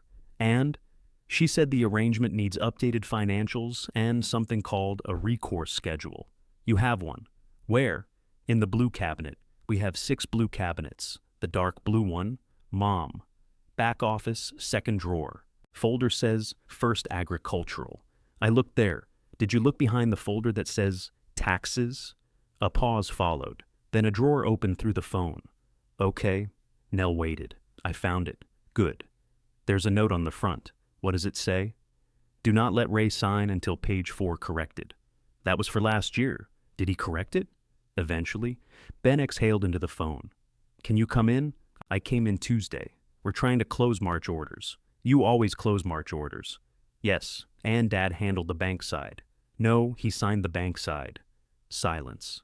Nell looked at the flour invoices on her desk. Paula's $25 folded beneath the calculator and the list of farm expenses clipped to her notebook. Ben, how many times have you called me since Monday? I don't know. 7? Are you counting? Someone should. That's what families do when someone dies. They help. Families also paid themselves salaries at the dealership. That's different. How? It's a business. So is my time. He went quiet long enough that Nell heard Kay speaking to someone in the outer office. You want me to pay you? Ben asked. I want an arrangement, 6 weeks, 2 afternoons a week, 3 hours each. I'll organize the vendor and financing history, train whoever you designate, and answer questions during those hours. You're my mother. That has been established. Dad would hate this. Your father hated paying for printer ink. He still used it. I can't believe you're charging your own son after I spent 21 years helping build this company. And I spent 38. That stopped him. When he spoke again, the anger had gone flatter. How much? Nell named a rate below what Givens billed, and above what Paula paid. You looked that up? Yes. Of course you did. I'll send the agreement. You made an agreement? I made one after your 5th quick question. Ben laughed once without pleasure. Fine. Send it. At the dealership the next Tuesday, Kay had cleared a corner of the conference room and stacked files in chronological order. Ben had not signed the agreement. It's 3 pages, Nell said. I've been working. You asked me to work. He took the pages, skimmed them, and stopped at the section limiting telephone support. What if something's urgent? Define urgent. A deal could fall through. Does someone bleed? No. Does the building burn? Obviously not. Then it can wait until Tuesday or Friday. You ran this stuff from home whenever Dad called. Yes. Why was that okay? It wasn't. Ben looked up. Nell held his gaze. It was familiar. That's not the same. Kay remained very occupied with a stapler. Ben signed. The first session went badly. He interrupted, skipped explanations, and insisted he understood 3 processes he later confused. Nell made him retrieve the correct forms himself. At 4:30, when he tried to add a 4th task, she closed the folder. We have 30 minutes, he said. We started early. You notice that? Someone should. The second session went better. Ben brought coffee without being asked and had read the vendor notes. He found an overcharge from a freight carrier Nell had missed. That's current, she said. It's still money, it is. He waited for her to resist, but she did not. Good catch, she said. His shoulders eased. It occurred to Nell that Ray had probably said those 2 words to him less often than Ben needed, and more often than anyone had said them to her. When she returned to the farm, Susan's car stood outside. Susan was sitting in the front parlor on the faded sofa, still wearing her coat. You let yourself in? Tessa gave me the spare key. Nell set down her bag. Tessa had the spare key for emergencies. I called 3 times. That isn't an emergency. Susan rose. The house appraiser is coming Friday. There are still boxes in the upstairs bedroom. I'll get them. I brought them. 4 boxes stood in the hall, taped shut. What's in them? Your clothes, some papers, the framed photographs from the dresser. You packed my drawers? I was helping. Nell stared at the boxes. Susan's chin lifted, but her hands remained inside her coat pockets. I didn't throw anything away. That isn't the point. I know. You want control. I want you to stop using the right word as if it proves I'm unreasonable. Susan looked around the parlor. This place looks better. It did slightly. The windows were clean. Paula had found washable covers for the sofa cushions. One lamp worked, though its cord crossed the floor, in a way Denise would disapprove of. The roof's done, Nell said. I saw. Waterworks. I used the bathroom. Then you saw that too. Susan sat again. I went to the townhouse this morning, and it didn't look like your house anymore. Nell removed her coat slowly. You wanted it empty? I wanted it ready. Those are cousins. I thought you might change your mind after a few nights. There was no accusation in Susan's voice now, only embarrassment. Nell sat across from her. Do you want me to hate it here? No. Do you want me to need the townhouse? Susan stared toward the window. I want one thing to happen the way I thought it would. Nell understood that more than she wanted to. Before she could answer, the back door opened and Paula called, I have soup, and before anybody objects, the pot is emotionally stable. Darnell followed with a bundle of split wood and stopped when he saw Susan. I can come back. No, Nell said. Put it by the stove. Paula entered the parlor carrying a stock pot. Susan. Good. You can reach the top shelf. I'm wearing cashmere. Then reach elegantly. Susan looked at Nell, half offended and half asking permission to stay. Nell stood. The bowls are in the kitchen. They ate at the card table because Nell's dining furniture had not been decided. Darnell talked about a fence post that refused to stand straight. Paula blamed its upbringing. Susan corrected the soup's salt with a small pinch and pretended not to notice when everyone approved. Nothing was resolved. But when Susan left, she took one of the empty moving boxes instead of Nell's spare key. The spare key lay beside Nell's coffee cup. Susan had placed it there without comment before leaving. The brass dulled from years in the townhouse junk drawer. Tessa had labeled it with a white plastic tag that said, "Mom's Farm," in neat block letters. Nell turned the tag over. Nothing was written on the back. The next morning, she called Tessa. "You gave Susan my key. She said you weren't answering. I was at the dealership. She was worried. Worry doesn't unlock doors." Tessa sighed. "I know. I should have asked. Yes, I'm sorry." Nell waited. Tessa's apologies often came with explanations attached, small verbal handles that allowed someone else to carry part of the blame. This one did not. "Thank you," Nell said. "Did she see the place?" "She stayed for soup." Tessa went silent. "Susan?" Paula made it. "That explains the soup, not Susan staying." She reached the top shelf. "I feel like I missed a religious event. It was beans." Tessa laughed. "I'll ask next time." "You do that." Nell hung the spare key on a hook inside the kitchen cabinet. Then she moved the hook higher, where it could not be seen from the doorway. The farm settled around her in increments. Denise made the downstairs wiring reliable. A furnace man installed the used propane unit and warned Nell that the thermostat was optimistic by 4 degrees. Javier returned to check a patch after hard rain and charged nothing, which made Nell trust his invoices more. She kept the upstairs closed except for inspections. The parlor became a working room instead of a monument to faded upholstery. Paula's bakery records occupied one corner of the walnut desk. Darnell's pasture lease occupied another, signed by both of them and recorded in plain language that left no room for Ray's favorite phrase, "We'll work it out." 2 tradesmen who bought bread from Paula asked Nell to review their books. She accepted one, a plumber who had excellent receipts and note system, and declined the other after seeing 3 shoeboxes marked "important," "very important," and "recent." "You like order," Paula said. "I like adults who make some effort before asking for rescue. That sounds less like bookkeeping. It travels." At Mercer Equipment, 6 weeks of consulting ended with 3 labeled binders, updated contact sheets, and Kay trained on every vendor process Nell had carried from home. Ben had learned more than he admitted. He stopped asking where papers were and began asking why arrangements existed. On their final Friday, he stood in the conference room, turning pages in the financing binder. "This one says First Agricultural reviews us every February." "Yes." "We missed it." "No." "You did it on the 12th." "I did?" "You sent the statements." "You told me to." "I told you the deadline. You made the call." Ben stared at the page as if it might be flattering him. "Dana approved the line yesterday," he said. "I know. She copied me." "Why?" "Because she still thinks I work here." He closed the binder. "You could." "No. 2 days a week. Same rate." "No. Why not?" "Because the point was to transfer the work. You like this stuff." "I also like leaving." He walked with her to the side entrance. Outside, the rows of equipment had grown with spring deliveries. Compact tractors, riding mowers, utility vehicles, attachments. Ben had rearranged the display so customers could move between them more easily. Ray would have complained for a month before admitting it worked. "You're gonna miss me," Ben said. "I've had 44 years to prepare. Cold, you'll survive." He grinned, then shoved his hands into his pockets.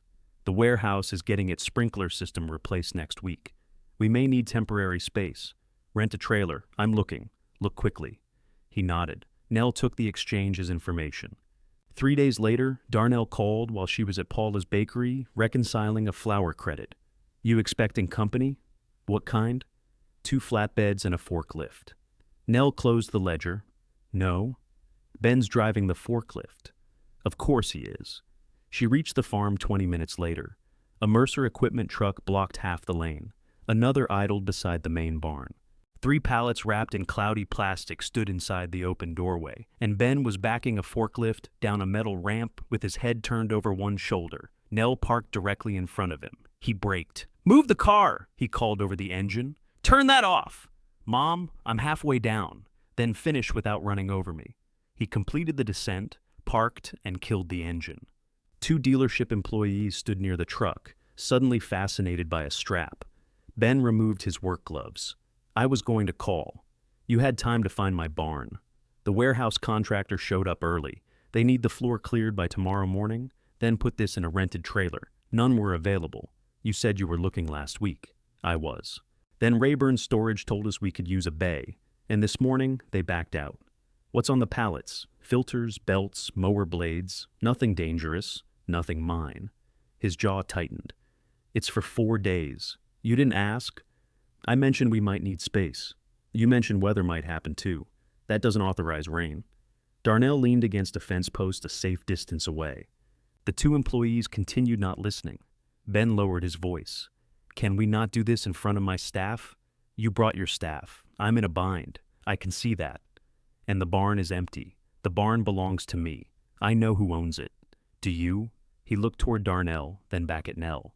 "Dad stored dealership equipment here all the time. 20 years ago, when we both worked the farm and he owned it. It's a barn." "It's my barn." Ben threw his gloves onto the forklift seat. "Fine. What do you want me to say? I should have called. I'm sorry. Can we please put the rest inside before it rains?" Nell looked at the sky. Clouds had thickened beyond the west field, dark at their undersides. The 3 pallets already inside were heavy enough that moving them immediately would take more time than the weather offered. "You can unload today," she said. 4 days at commercial storage rates, in writing.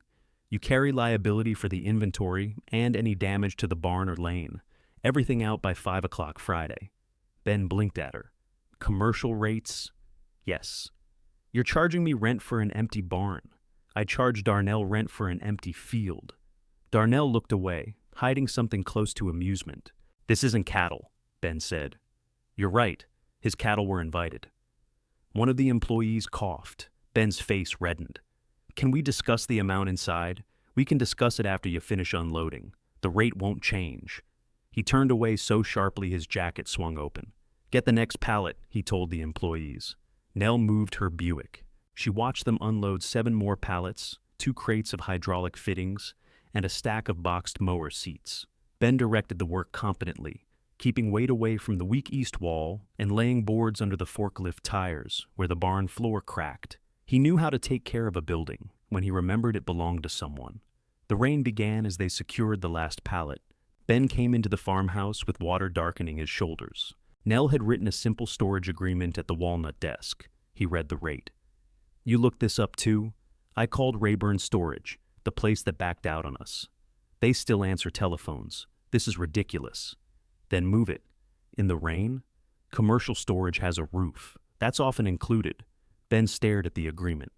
"You're enjoying this?" "No. You don't even need the barn. I need you to ask." For 4 days of empty space. Nell pushed the pen toward him. "If the space were worthless, you wouldn't be here." He looked down at the paper. Rain drummed against the repaired roof. It struck the kitchen windows hard enough to blur the field beyond them. The sound was steady and dry above Nell's head, $13,200 performing exactly as promised. Ben signed. He put the pen down. "Dad would have let me use it. Yes. He would have helped. Yes. Without an invoice. Your father used my work without one too." Ben's eyes lifted. Nell kept her voice even. "That was our marriage. It is not your inheritance." The anger went out of his face, leaving something less comfortable. "I brought you boxes," he said. "I know. I carried the weather station away because you didn't want it. You did. I came here on moving day after working 10 hours. Yes. Does any of that count? It counts as what it was. Help. It doesn't purchase future permission." He ran both hands over his wet hair. "You make everything sound like a contract now, because all of you treated kindness like a standing order." The rain filled the kitchen for several seconds. Ben sat across from her. "When Dad got sick, everybody called me. The dealership called me. Susan called me. You called me. I did. I stayed. Tess went back to Louisville. Susan had her houses. I stayed in that building every day while he got worse. And he still corrected me in front of customers. Then he died, and suddenly I'm supposed to know every job he never showed me." Nell listened. I thought the company was the part that was mine, he said. Not legally, I know what Given said. I mean, he stopped, frustrated by a sentence that would not become masculine enough for him. I earned standing there. You did. Then you looked at that legal pad like I was stealing from his pockets. You wrote his wishes for him, because he never wrote them himself. That frightened you. Ben's mouth hardened. Don't turn me into a therapy appointment. I'm not qualified. Tessa charges more. He laughed despite himself, then looked annoyed about it. Nell poured coffee into 2 mugs. The pot had been sitting since morning, but neither of them complained. You earned your work at the dealership, she said. You didn't earn mine. That's the difference you keep tripping over. Ben accepted the mug. He signed the storage agreement again, where he had missed the date. Friday at 4:30, the pallets remained in the barn. Nell called him once. He did not answer. At 4:48, 3 Mercer equipment trucks came up the lane. Ben climbed out of the first with 6 employees and no greeting. They moved everything in 43 minutes. One forklift tire cut a deep rut beside the barn. Ben saw it. Nell saw him see it. Send me the storage invoice, he said. I will, and the gravel. You'll repair the rut. He shut the truck door harder than necessary and drove away. The next morning, before Nell finished coffee, a load of gravel arrived. Ben followed in his pickup with a rake and shovel. He worked alone. Nell watched from the porch but did not go down to thank him. When he finished, he carried an envelope to the steps. Inside was a check for the exact storage amount. You can come in, she said. I have work. It's Saturday, so do you. He glanced toward the south field. Then, at the porch, he still did not trust. I fixed the rut. I saw. Neither apologized. Ben nodded once and walked back to his truck, leaving the paid invoice beneath Nell's coffee cup. Nell deposited Ben's check on Monday and entered it in the farm ledger as barn storage, unplanned. She considered adding without permission, but a ledger was not a diary. That afternoon, Ben sent a text. Need to bring post-hole auger Thursday. 1 hour, Darnell asked. Okay? Nell called Darnell.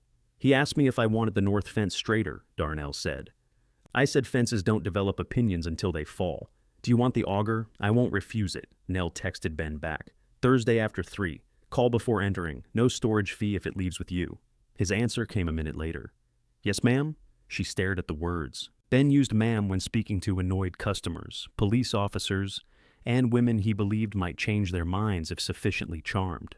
Still, he called Thursday at 3:14 and waited by the gate until she opened it. The new fence posts stood straight enough to satisfy everybody except Darnell, who declared one spiritually crooked and reset it by hand. Spring gathered slowly around the farm. The pasture deepened from tired brown to green.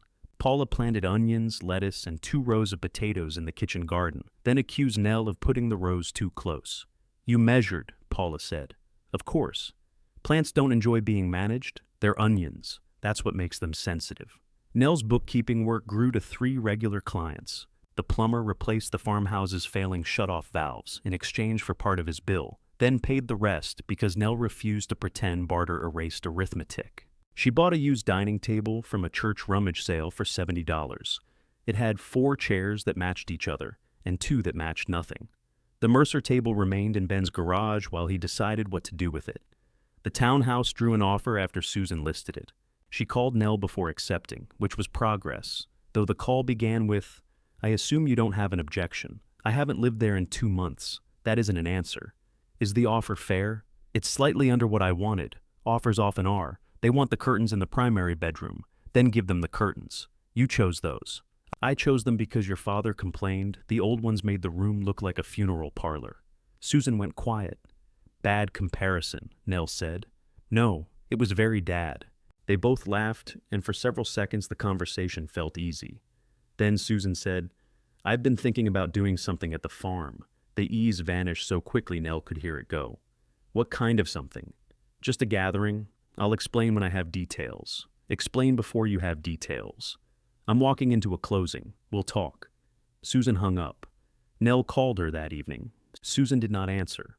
The following day she sent a message saying she was still working on it. The details arrived through Paula. Paula came into the farmhouse carrying an order sheet from the bakery and placed it on the table. Before you get mad, I didn't take the deposit. Nell read the top line. Mercer Equipment, Memorial Supper. 80 guests. Sandwich rolls, cornbread, sheet cakes. Delivery requested to the old Mercer farm on the third Saturday in May. Who placed this? Susan called my manager while I was at the dentist. Your manager took an order for my house? My manager took an order for bread. She assumes people who request 80 rolls possess somewhere to eat them. Nell read the notes at the bottom, barn tables, photographs from Ray's early farm years, short remembrance program, customer appreciation. Susan said it would be good for Ben's business, Paula added, and a nice way to honor Ray. Did she say she asked me? She used the phrase family farm in a manner that avoided naming any particular family member. Nell folded the order sheet once. Paula watched her. Want coffee? No. Bourbon? It's 10 in the morning. I wasn't asking the clock. Nell called Susan. This time she answered. I'm at a showing. You ordered food for 80 people at my farm. A pause. A door closed on Susan's end. I was going to talk to you. When? I told you I was planning something. You told me you were thinking about something. It's a customer memorial, not a wedding. Ben needs goodwill after Dad's death, and people have been asking if we'll do the spring supper. Do it at the dealership. The dealership looks like a dealership. That's one of its strengths. The farm connects the business to where Dad started. Your father started farming here. He started Mercer Equipment in a rented bay behind Larkin Tire. You know what I mean. Unfortunately. Susan lowered her voice. The barn photographs beautifully from the west field. I can rent tables, string lights, have everything handled. You won't have to lift a finger. No. Nell. You planned it without asking. I'm asking now. After ordering food and choosing a date. Nothing is final. Then nothing is lost. This matters to Ben. Has Ben asked me? He thinks it's a good idea. That wasn't my question. Susan exhaled hard. Why do you keep making us beg to use a place that belonged to all of us? It did not belong to all of you. We grew up there. You visited after we moved into town. You complained about the bathroom. I was 20. You were 31 when we moved. That's not the point. It's close to the point. Susan's voice changed. Dad loved that farm. Nell looked through the kitchen window at the barn. One of its roof panels lifted slightly in the wind and dropped again. Sometimes, she said, he did. He loved telling stories about it. He liked the version where weather was character building and machinery broke in amusing ways. He did not like the winter the milk check came short. He did not like owning the feed store. He did not like me asking why we could afford a new tractor, but not a man to help twice a week. You make everything about what he failed to do. No, you make everything about what he built. I'm adding the cost. Would it hurt you to let people remember him kindly for one afternoon? The question found its mark. Nell sat at the dining table. You can remember him kindly anywhere you have permission. You are punishing him, and he is dead. No, I'm refusing you, and I'm alive. Susan said nothing. Nell continued. Move the supper to the dealership. Paula will honor the order. If you advertise my property again, the answer will stay no. No matter what the event is, you already have people over. People I invite. Paula and Darnell. Yes. Kay comes out there now. That electrician stayed for dinner. Half the county will get invited before your own children do. Nell's hand tightened around the phone. Susan heard the silence and pressed into it. You talk about being erased, but look what you're doing. You're building a new audience where everybody thinks you're brave, and we're the villains who made you need the farm. I don't need an audience. You have one. No, Susan, I have people who knock. The line remained quiet. Finally, Susan said, I'll move the supper. She ended the call. Nell placed the phone on the table and sat without moving. The onions outside were beginning to show in straight green lines. Paula washed something at the sink, giving her the dignity of not being watched. After a while, Nell said, She thinks I'm replacing them. Are you? No. Then don't let her decide that either. Nell looked at Paula. You make it sound simple. No, I make biscuits. They're simpler. The supper was relocated to the dealership lot. Susan sent a revised order to Paula's bakery and did not speak to Nell for 9 days. Ben called on the 10th. You could have said yes, he told her. You could have asked. I thought Sue had. She didn't. She said you knew. I knew she was thinking about something. I think about a lot of things without hiring a baker. Ben was silent. Did you tell her she could use the farm? I told her it would look good. That was generous of you. I didn't tell her to book it. But you didn't ask me. No. Nell waited. I should have asked, he said. Yes. You going to come to the supper? Was I invited? You're my mother. Is that printed on the invitation? Mom. Ask properly. Ben muttered something she could not hear. Then louder he said, would you please come to the spring customer supper at Mercer Equipment? Yes. The event took place on a warm Saturday under 2 rented tents in the dealership lot. Tractors formed a backdrop instead of the barn. Susan arranged framed photographs on a long table, including one of Ray standing beside the first sign for Mercer Equipment. The photograph of Ray painting the farmhouse porch was not there. It remained face down beside Nell's lamp. Ben spoke briefly. He thanked customers, employees, and his sisters. Then he looked toward Nell. My mother handled a lot of things nobody saw, he said. More than we knew. The company wouldn't be here without her. The applause embarrassed Nell. It also angered her slightly. Public gratitude was easier than private change. But Ben's face had gone red, and he had not looked at Susan for permission before saying it. Nell nodded once. Susan did not look at her at all. Tessa arrived late from Louisville and sat beside Nell with a paper plate. I need to tell you something about the cabin, she said. Is it on fire? No. Then eat first. The retaining wall is failing. Nell looked at her. Tessa stabbed a fork into coleslaw. The lakeside. I had someone inspect it because the deck felt uneven. It's not going to fall tomorrow, but it needs work. How much? Tessa named an amount close to what Nell had spent on the farmhouse roof. Ouch, Nell said. I chose the easy thing. You chose the cabin. Because I thought it was the easy thing. There aren't many easy buildings. Tessa watched Ben greet a customer near the mower display. I keep thinking about those stickers. So do I. I was angry when you charged Ben storage. Why? Because it felt mean. And now I think he should have asked. Both can be true. Tessa pushed coleslaw around her plate. I'm not selling the cabin. Not yet. I like it there. Then fix what keeps it standing and leave the curtains alone. Tessa smiled. You really hate curtains now. I hate curtains people use to start arguments. After the supper, Susan stayed behind directing the rental company. Nell helped Paula pack leftover bread. When the last table was folded, Susan approached with an empty photograph frame tucked beneath her arm. People liked Ben's speech, she said. He did well. He surprised me. Me too. Susan looked toward the highway. The farm would have been prettier. Yes. The agreement cost Nell more than refusal would have. Susan seemed to hear that. I shouldn't have booked it, she said. No, you could have trusted me to handle it. That's a different apology. Susan gave a tired laugh. You don't make these easy. They aren't supposed to be decorative. For the first time that afternoon, Susan looked directly at her. I'm still angry, I know. So are you. Yes. They stood in the dealership lot among tire tracks, crumbs, and crushed paper cups. Nothing about it photographed beautifully. Susan shifted the empty frame beneath her arm. I want a copy of the porch picture. Nell thought of Ray on the ladder, the paintbrush between his teeth, herself below him, holding the can. I'll have one made, she said. Susan nodded. She did not ask for the original. The copy shop brightened the porch photograph until Ray's white shirt nearly disappeared into the railing. Too much, Nell told the young man behind the counter. He adjusted the image again. The second copy kept the shadows beneath the porch roof and the dirt on Nell's jeans. Ray stood on the ladder with the brush between his teeth. Nell remained at the bottom, holding the paint can, one hand raised as if she had been interrupted while giving instructions. That one, she said. Susan came to the farm for it instead of asking Nell to deliver it. She brought a narrow walnut frame. At the kitchen table, she slid the picture beneath the glass and pressed the metal tabs down with the end of a butter knife. I always remember Dad alone in this picture, she said. He was on a ladder. That draws the eye. You look mad. He was dripping paint into my hair. Susan held the framed copy at arm's length.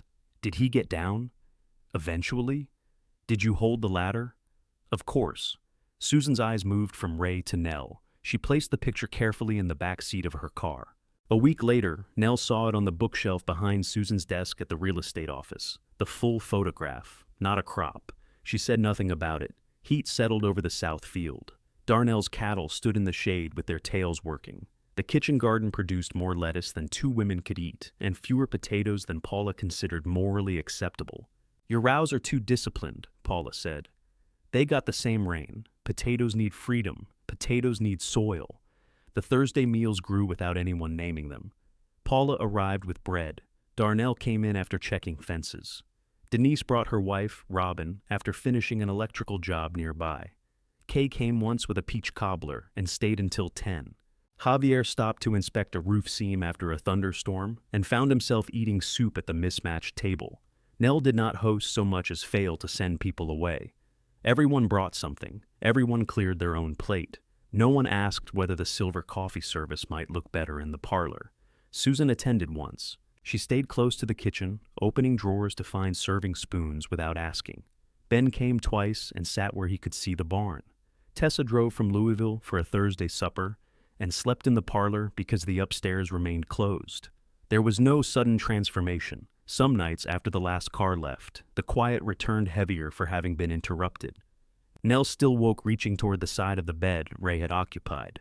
She still began sentences meant for him and finished them by tightening a jar lid or turning off a light. The farm gave her work, not immunity. At Mercer Equipment, Ben's spring confidence began to fray around the edges. He had ordered aggressively after a strong March, then rain delayed landscaping and mowing sales. Machines remained lined along the lot longer than he expected. Cash moved more slowly. Customers called him personally because he had encouraged them to, and he discovered that being reachable was not the same as being helpful. Kay gave notice after he reassigned part of her work without discussing it. She says it's not about me, Ben told Nell on the phone. Is it? She accepted a position with Hayden Hydraulic. Better hours. That can be true along with it being about you. I offered more money. What did she ask for before she gave notice? A pause. I don't know. Find out. She already accepted. Find out anyway. He did. Kay had asked twice for another office employee during the busy season, and once for authority to correct routine credits without waiting for Ben's signature. He had postponed both decisions because he was trying to reduce overhead and maintain control. She thinks I don't trust her, he said. Did you? I trusted her. I just needed to understand what she was doing. You wanted her to prove every task while you were too busy to listen. That sounds like something she said. It sounds like something you did. The senior service mechanic left 3 weeks later for a larger dealer in Lexington. That loss was about money, commute, and a schedule Ben could not match. It was also about the mechanic believing Mercer Equipment had become uncertain after Ray's death. Ben did not call Nell to explain that one.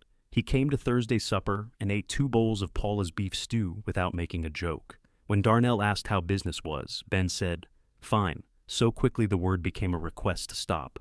Nell let him stop. The storm arrived on a Sunday afternoon with a green edge beneath the clouds. Nell heard the weather alert on the radio while cutting fabric at the walnut desk. Wind had already begun moving through the cedars. The leaves turned pale undersides toward the house. She checked the kitchen windows, unplugged the computer, and carried 2 porch chairs inside. She knew better than to attempt the barn roof or walk the fence.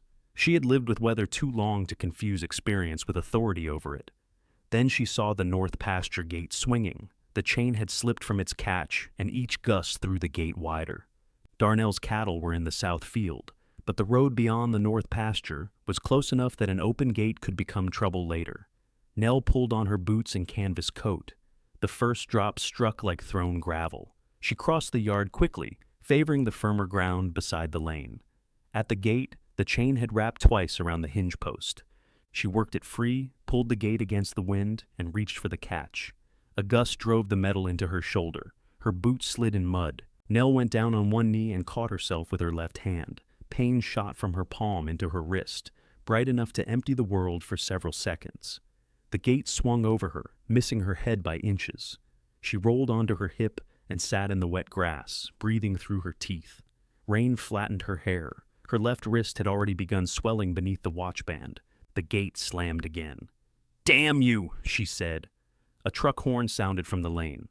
Darnell stopped short of the gate, climbed out, and came toward her, bent against the wind.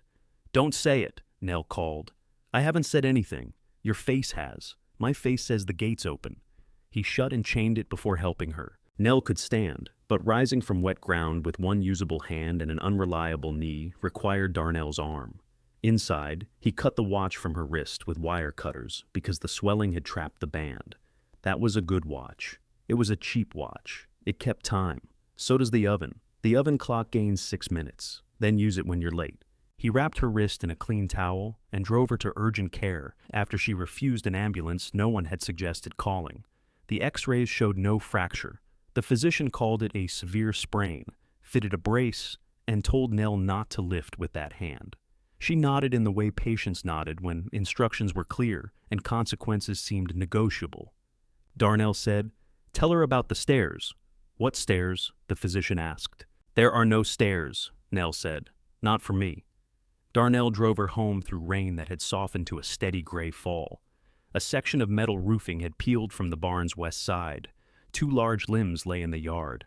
The farmhouse lights were out. "Power lines clear," Darnell said. "Likely the whole road. I have flashlights. You can't stay alone with one hand." "I have 2. One's temporarily decorative." He did not laugh. Nell called Tessa before anyone else could. "I fell," she said when Tessa answered. The silence on the line lasted 1 beat. "Where are you?" "Home." "Did you hit your head?" "No." "Did you lose consciousness?" "No." "Were you evaluated?" "Yes." "What did they say?" "Sprain. Brace. No lifting." "I'm leaving now." "You don't have to." "I'm leaving now." Tessa arrived carrying an overnight bag, ice packs, and an expression that reminded Nell painfully of herself. Susan came 30 minutes later with groceries, pillows, and enough anger to heat the house without electricity. Ben arrived after dark towing a portable generator from the dealership. He stopped at the porch. "Can I bring this around the east side?" he asked. Even in pain, Nell noticed. "Yes." "Stay clear of the soft ground by the kitchen." Ben nodded and went back to his truck. Susan stood in the kitchen holding Nell's discharge papers. "You could have been killed. I could also have remained standing. You went into a storm alone to close a gate. I made a bad decision. You live on 58 acres full of bad decisions waiting to happen." Tessa opened the freezer, remembered the power was out, and closed it. "The ice packs are already cold." "That's helpful," Susan said sharply. It was information. Susan turned to Nell. "Come home with me. My home is here. For tonight." "Tessa's staying." "That is not a plan. Tess lives 2 hours away. Darnell isn't responsible for checking whether you're lying in a field. No one said he was. He found you. He was checking the fence." Susan laughed without humor. "Of course he was." Nell sat at the kitchen table with her wrist elevated on a folded towel. Every wet strand of her hair seemed to pull at her scalp. "Say what you came to say," she told Susan. "You cannot live here alone. Living alone and being alone are different. That sounds wonderful on a sampler. It does not close gates." "No, judgment closes gates. Mine was poor today. This farm is too much." "Some of it is." Susan stopped, unprepared for agreement. Nell continued. "I'm hiring help for the heavy maintenance. The north gate needs a spring latch I can work one-handed. The fallen limbs can wait. I'm not touching the barn roof until next time you decide you can.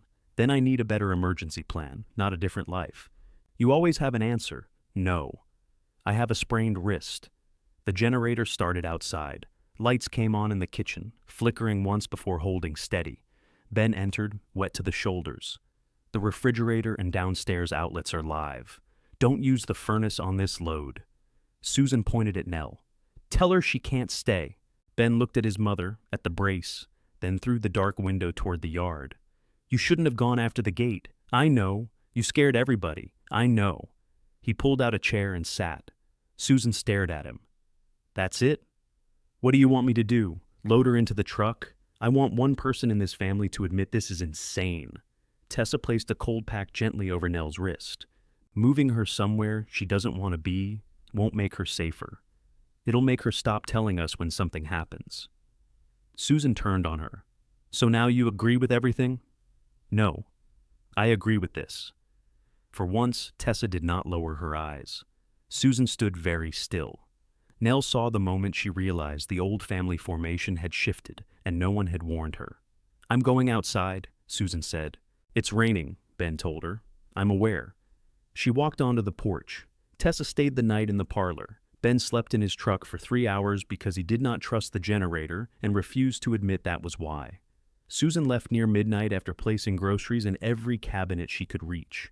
At 7, Nell woke to the sound of tools. Ben and Darnell were replacing the north gate catch. Tessa stood at the sink making coffee. Susan's SUV returned up the lane, carrying breakfast and a folding shower chair Nell had not requested. "I'm not using that," Nell said when Susan brought it inside. "Fine, you can return it." "Fine!" They both knew Susan would leave it in the bathroom. Nell watched her children move through the kitchen, tired and irritable and useful. No one mentioned selling the farm. When the gate was finished, Darnell brought Nell outside to test it. The new latch opened with a downward push and closed automatically under spring tension. "Try it," he said. Nell used her right hand. The gate swung shut and caught cleanly. "How much?" she asked. Darnell named the materials. "And labor." Ben did most. She looked at her son. He wiped grease onto a rag. "Invoice me if you need to." Was that a joke? Maybe. Nell smiled. Her wrist throbbed. The barn roof still needed repair. The yard was scattered with limbs, and dependents stood all around her wearing muddy boots.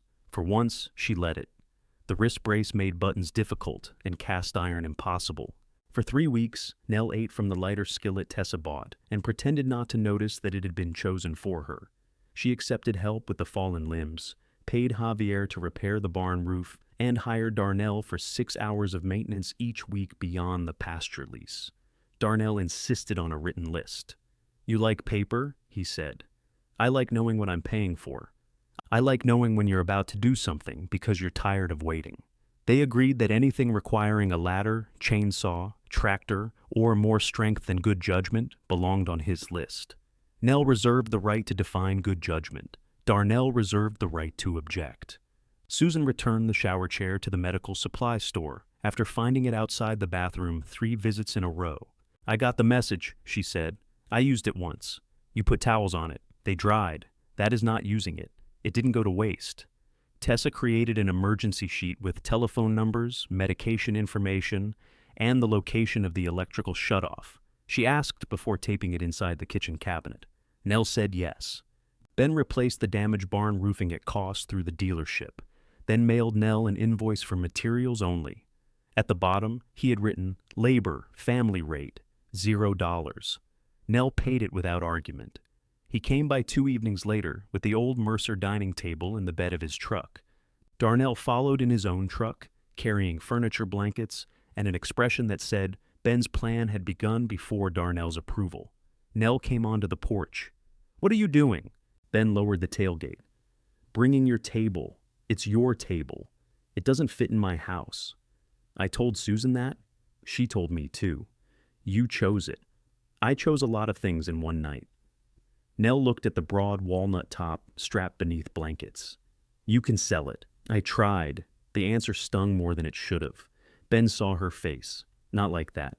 I called one antique place. They offered $200 and said they'd cut it down for a restaurant.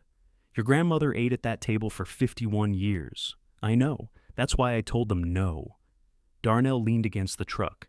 "You two planning to discuss every meal before we lift?" Nell stepped off the porch. "I already have a table. You have 6 chairs from 3 divorces," Ben said. "Those chairs mind their business. This one belongs here. You don't get to decide what belongs here." Ben closed his eyes briefly. "May I bring the table into your house?" Nell made him wait 1 extra second. "Yes." They removed the church sale table and carried the Mercer table through the front door. It barely cleared the frame. Nell guided them to the dining room, where Ben lowered his end too early and caught one finger beneath the edge. He swore. Darnell said, "Table remembers you." When they turned it upright, a yellow sticker remained beneath the center leaf. Ben crouched and rubbed at it with his thumbnail. "It's been there since Dad died," he said. "I know. You want me to take it off?" "No." He looked up at her. "Leave it," Nell said. The table filled the room differently than she expected. It did not make the farmhouse look more complete. It made every other piece of furniture admit how temporary it had been. Ben stood with his hands on his hips. "Looks good. It looks large. Grandma liked people to have elbow room. Your grandmother liked people far enough away that she could ignore them individually." Darnell laughed. Ben stayed for coffee. Before leaving, he walked around the table once and pressed his palm against the place where Ray used to sit. He said nothing. The estate papers reached their final stage soon after. The townhouse sale closed. Susan received the proceeds due under the family allocation and placed the silver service in her dining room, though she admitted it was too formal for anything she served. Tessa began repairing the cabin's retaining wall in sections rather than draining her savings at once. Nell's farm ownership was recorded, its taxes current, its boundaries unchanged. Ben's portion remained the least simple because a business could not be folded into a box or repaired with one contractor. Mercer Equipment survived the wet spring, but the cost of unsold inventory, 2 staff departures, and delayed customer financing left Ben with less room than he had believed. Ray had kept more money inside the company than Ben liked and made decisions by instinct that did not translate into a plan. Ben responded by trying to control every expense himself, which slowed decisions and exhausted the people still working there. He did not steal, gamble, or discover a secret debt. He simply inherited a demanding business and overestimated how much authority could substitute for experience. A regional dealer offered to purchase a minority interest and provide working capital, centralized accounting, and better supplier terms. The offer valued Ben's share below the figure Susan had placed on her original spreadsheet. Ben hated it. Susan hated it more. "Dad built that name," she told Nell over the telephone. "They'll turn it into a branch. Not if Ben keeps controlling interest." At first. What does Ben think? He thinks he has no choice.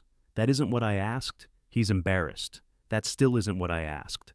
Susan went silent, then said, "He needs $60,000 to avoid selling." Nell sat at the walnut desk with the plumber's quarterly statements open in front of her. Where did that number come from? The accountant. Kay? Kay doesn't work there anymore, I know. Which accountant? The company accountant, Mom. This isn't a trick. I didn't say it was. Susan lowered her voice. Between your investment account and what you didn't spend on the house, what I didn't spend, you know what I mean. Nell closed the statement. Has Ben asked you to call me? No. Then I'm not discussing his business through you. It's our father's business. It was. Now it is Ben's. That's awfully convenient. It was convenient when you divided it. Susan inhaled sharply. We all agreed. Yes, you encouraged him. I told him to say what he wanted. And now you're going to watch him lose it? He has not lost it. He has an offer he dislikes. He needs help. Then he can ask. Susan ended the call without saying goodbye. Ben did not ask. He came to supper the following Thursday, ate baked chicken and potatoes, and helped Darnell carry dishes into the kitchen. He spoke about a used tractor sale, the county road project, and a customer who had attempted to trade in a mower with a tree root wrapped around the blade. After everyone else left, Nell put coffee in front of him. Your sister called me. His eyes closed. Of course she did. She says you need money. I need a lot of things. Do you want mine? He looked toward the dining room. No. Do you want to tell me why? Because if I take your money and the business still struggles, I've risked your life along with mine. That is an answer. She thinks you owe it to Dad. What do you think? Ben stared into his coffee. I think Dad should have had an actual succession plan instead of treating death like a customer complaint he could out-talk. Nell smiled despite herself. I also think I rushed, he continued. I wanted his chair before I knew what was in the desk. You learned what was in the desk. Some of it. What will you do? Sell 25%. Use their accounting system. Keep the name and daily control. If it works, I can buy part of it back later. You sound decided. I sound sick. Those can coexist. Ben rubbed his thumb along the mug handle. The offer's lower than what we used for the estate. Yes. Sue thinks that means I got cheated in the division. Do you? No. I think we all acted like value was a sticker. Nell looked toward the dining room. The yellow square remained hidden beneath the table leaf, but she knew exactly where it was. Ben followed her eyes. I'm sorry about that night, he said. It was not a full apology. It did not name the funeral, the legal pad, or the way they had spoken around her. But it came without a request attached. Nell nodded. Thank you.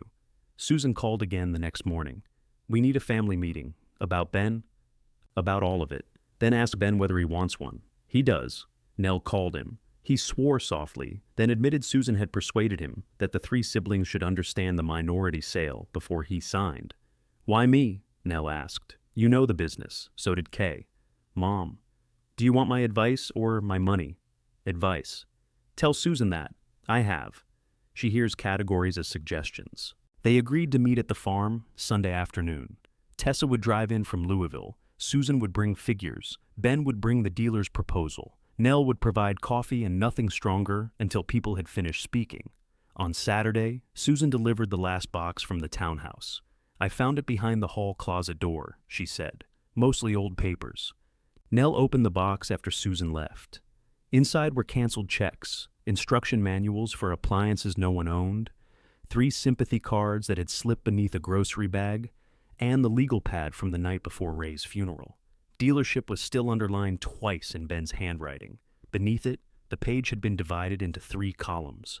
Blue, yellow, and pink dots marked the margins beside the objects and properties her children had chosen. Near the bottom, in Susan's writing, Old Farm, Mom appeared like an afterthought. Nell carried the pad into the dining room and placed it in the walnut desk. Sunday came warm and windless. Tessa arrived first with a folder about the cabin repairs, though Nell had not asked for it. Ben came next with the regional dealer's proposal and set it beside his father's old seat. Susan arrived last. She carried a spreadsheet, a calculator, and a blue folder. Her gaze went immediately to the Mercer table. So this is where it ended up. Ben brought it, Nell said. Susan touched the chair nearest her. You said it wouldn't fit in your house. It didn't, Ben replied. Tessa pulled out a chair. Can we sit before the furniture starts another fight? They took places around the table. For one moment, the arrangement looked so much like the night before the funeral that Nell felt the farm key against her palm, though it hung inside the kitchen cabinet now. Susan opened the blue folder. I think there is a way to keep Mercer equipment entirely in the family, she said, but everybody would have to contribute. Nell rose, went to the walnut desk, and took out the old legal pad. She placed it in the center of the table. The colored columns faced them all. Susan stared at the legal pad. What is that doing here? You left it behind, Nell said. I didn't leave it. It was in the house. The house wasn't keeping it. Ben pulled the pad closer. His handwriting looked younger, only because it was more confident. He touched the double line beneath dealership. Tessa found the pink column and folded her hands in her lap. Susan closed the blue folder. I don't understand what point you're making. You haven't explained yours yet. Susan reopened the folder and removed 4 copies of a proposal. She passed them around the table. If Ben rejects the regional dealer, Mercer Equipment needs $60,000 in additional working capital. Not forever. This could be structured as family loans with interest and a repayment schedule. How much are you offering? Nell asked. 20? Tessa? Susan answered for her. 10. Tessa looked up. I said I would have to review my expenses. You have investments. I also have a retaining wall in pieces. It doesn't need to be finished this year. That's what I'm doing. I'm repairing the dangerous section now. Ben pushed his copy away. I told you I don't want this. You said you didn't want Mom risking her money. I said I'd made a decision. You're selling a quarter of Dad's company because of one bad season. I'm selling a quarter of my company because it needs systems we don't have. We could provide the money without giving strangers ownership. Money isn't accounting. It isn't supplier pricing. It doesn't hire back K. You could hire someone else. I am hiring someone else. Susan spoke slowly, as if Ben's refusal could still be corrected through better enunciation. Once that dealer gets inside, they'll want more. They might. I can say no. They'll outvote you. Not with 25%, they won't. They'll change the signs. The agreement protects the name. For how long? 7 years. Susan gave a short laugh. So, Dad gets 7 years. Ben leaned back. Dad is dead, Sue. The words stayed over the table. Tessa whispered, Ben. What? He said. We keep talking like he's going to walk in and grade this. Susan's face had gone pale. Some of us care what happens to what he built. Ben's chair scraped the floor. You think I don't? I think you're tired, and they know it. Yes, I'm tired. I'm also the one there every day. And that means no one else gets an opinion? It means no one else gets to buy one with Mom's retirement. Susan turned to Nell. I am not trying to take your retirement. You assigned me $30,000 on this page, as a loan, secured against the company. Then why does the paragraph under it say 35? Susan glanced down. That includes a reserve if the summer remains slow. You assigned me the reserve too. It's a proposal. Like the stickers were organizational. Tessa looked away. Susan pressed her fingertips against the table. You have an investment account you haven't touched. That is correct. You have farm income. I have farm expenses. You have bookkeeping income. I work for it. I didn't say you didn't. You listed it as available cash, for purposes of understanding options. Nell lifted the legal pad. This was your last set of options. Nobody forced you to take the farm. No, we offered you more, after I embarrassed you in front of Givens. That is not fair. Nell placed the pad down again. Then let's be fair. Ben chose the dealership because he believed it was the part of his father he had earned. Tessa chose the cabin because she thought it was the least complicated. You chose the townhouse, its contents, and the job of deciding what everything meant. I chose the farm because all three of you were relieved to let me have it. Tessa's eyes filled. Nell continued before anyone could interrupt. Ben found work inside his inheritance. Tessa found a wall. You found rooms full of things that did not tell you what to do with them. I found a roof, a well, bad wiring, and a place where decisions belonged to me.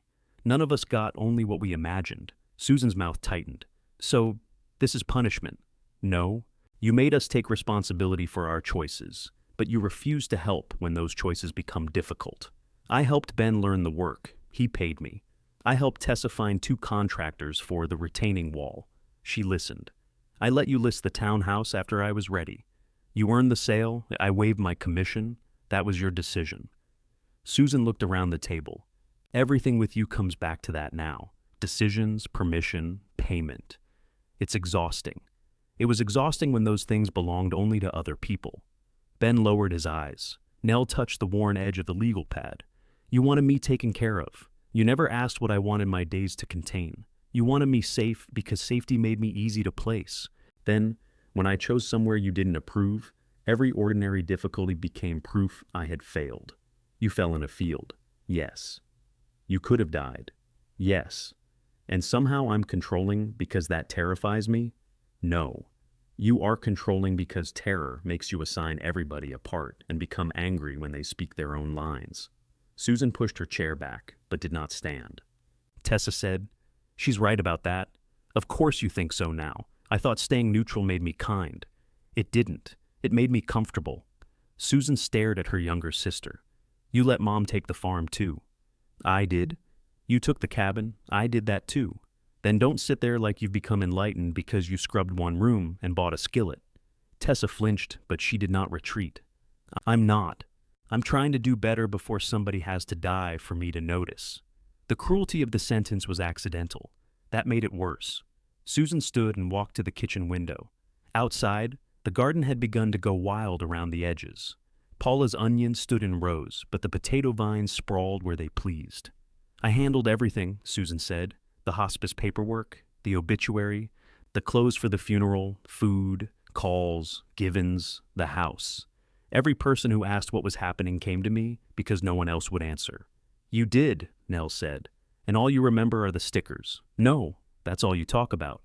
"I remember the coffee, 1 sugar and cream. I remember you bringing 4 cups when you hadn't slept. I remember you getting your father's suit pressed. I remember the way you stood beside his casket and watched everybody in the room so nobody could surprise us." Susan's shoulders drew tight. "You did more than anyone," Nell said. "You also used doing as permission." Susan turned. "That doesn't erase the care," Nell continued, "and the care doesn't erase what it cost." For once, Susan had no immediate answer. She returned to the table but remained standing behind her chair. "The house is gone," she said. "The cabin is Tessa's. Ben's selling part of the company. You came back here, but this place isn't the same. Every time I think I've kept something, it changes. Things change. I know that. No. You organize it. That is not the same as knowing." Susan's eyes went to the legal pad. "Where is he supposed to be now?" The question softened the room. Ben rubbed one hand over his face. Tessa looked at the framed photographs on the far wall. Nell saw Ray in the navy suit, in the yard shoes, at the kitchen sink tapping the weather station, on a ladder with paint dripping into her hair. She saw him holding Ben's first sales report and finding the only number that was wrong. She saw him asleep in a hospice bed, while Susan whispered into the telephone outside the room. "He isn't in the deed," Nell said, "or the sign. He isn't kept alive because the silver stays polished." Susan blinked hard. "That doesn't mean he's nowhere," Nell added. "It means you don't have to guard him." Susan sat. No one spoke for a while. The refrigerator motor switched on in the kitchen. A cow called from the south field. The ordinary sounds of the farm entered the room without waiting for the Mercers to finish. Ben pulled the regional dealer's proposal toward him. "I'm signing this Tuesday," he said. "I don't want anybody's money." Susan looked down. "I was trying to give you another choice. I know. You'll tell me if they change the sign? I'll tell them no." "That isn't what I asked." Ben smiled faintly. "Yes. I'll tell you." Tessa gathered her cabin papers into a neater stack. "I'm not committing $10,000 to the dealership." "I gathered that," Susan said. "I could manage 3 if it becomes an emergency." "It won't," Ben said. "You don't know that." "No, but I know it isn't one now." Nell looked at her children around the table, each holding what they had chosen and what had come with it. "I'm not lending money to Mercer Equipment," she said. "I'm also not reclaiming your property, paying for your guilt, or pretending I wanted those things because you regret wanting them first." Susan's gaze sharpened.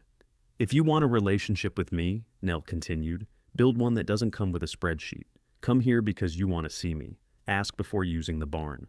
Bring soup without booking 80 guests. Tell me when you are frightened without turning it into instructions."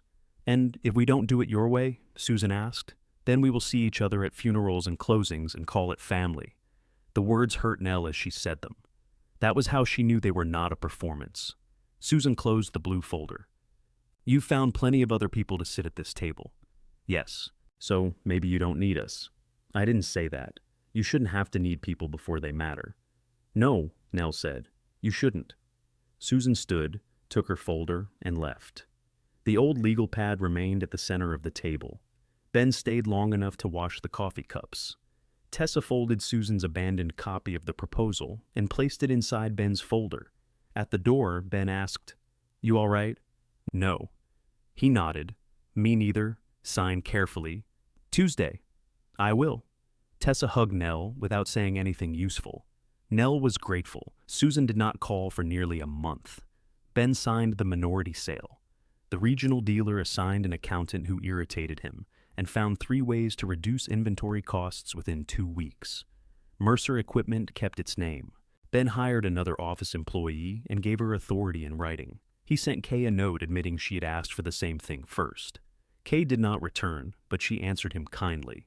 Tessa repaired the dangerous section of the cabin wall and left the rest for spring. She began coming to the farm once a month without bringing cleaning supplies. Nell's wrist healed. Her grip remained stiff on cold mornings, so she kept the lighter skillet. The farm's expenses leveled into numbers she could plan for. Pasture rent covered taxes. Bookkeeping paid for groceries and repairs that did not require roofs. She was comfortable, not rich, and busier than Susan would have approved. The first cool Thursday of autumn, Nell invited everyone for supper. She did not call it Thanksgiving, a memorial, or a Mercer event. Paula promised pork roast. Darnell brought apples from a neglected tree along the west fence, scarred and uneven, but sweet beneath the bruises. Susan arrived an hour early. She came alone, carrying no folder, food, measuring tools, or framed photographs. She stood in the kitchen as if she had forgotten why doors opened. Nell waited. Susan removed her coat and folded it over a chair. "What needs doing?" she asked. The question was awkward in her mouth. Honest things often were. Nell set the bowl of apples between them and handed Susan a paring knife. "These need peeling." Susan examined the fruit. "They're bruised. Cut around it. How many?" "Enough for 2 pies." "I haven't made your apple pie in years, I know." Susan took the first apple. Her peel broke after half an inch. "This knife is dull." "It isn't?" Susan looked at her mother, then laughed. The sound moved into the dining room, where the Mercer table waited without columns, folders, or stickers on its surface. Beneath the center leaf, the old yellow square remained, unseen and no longer in charge. Nell pulled another chair close and began on the second apple.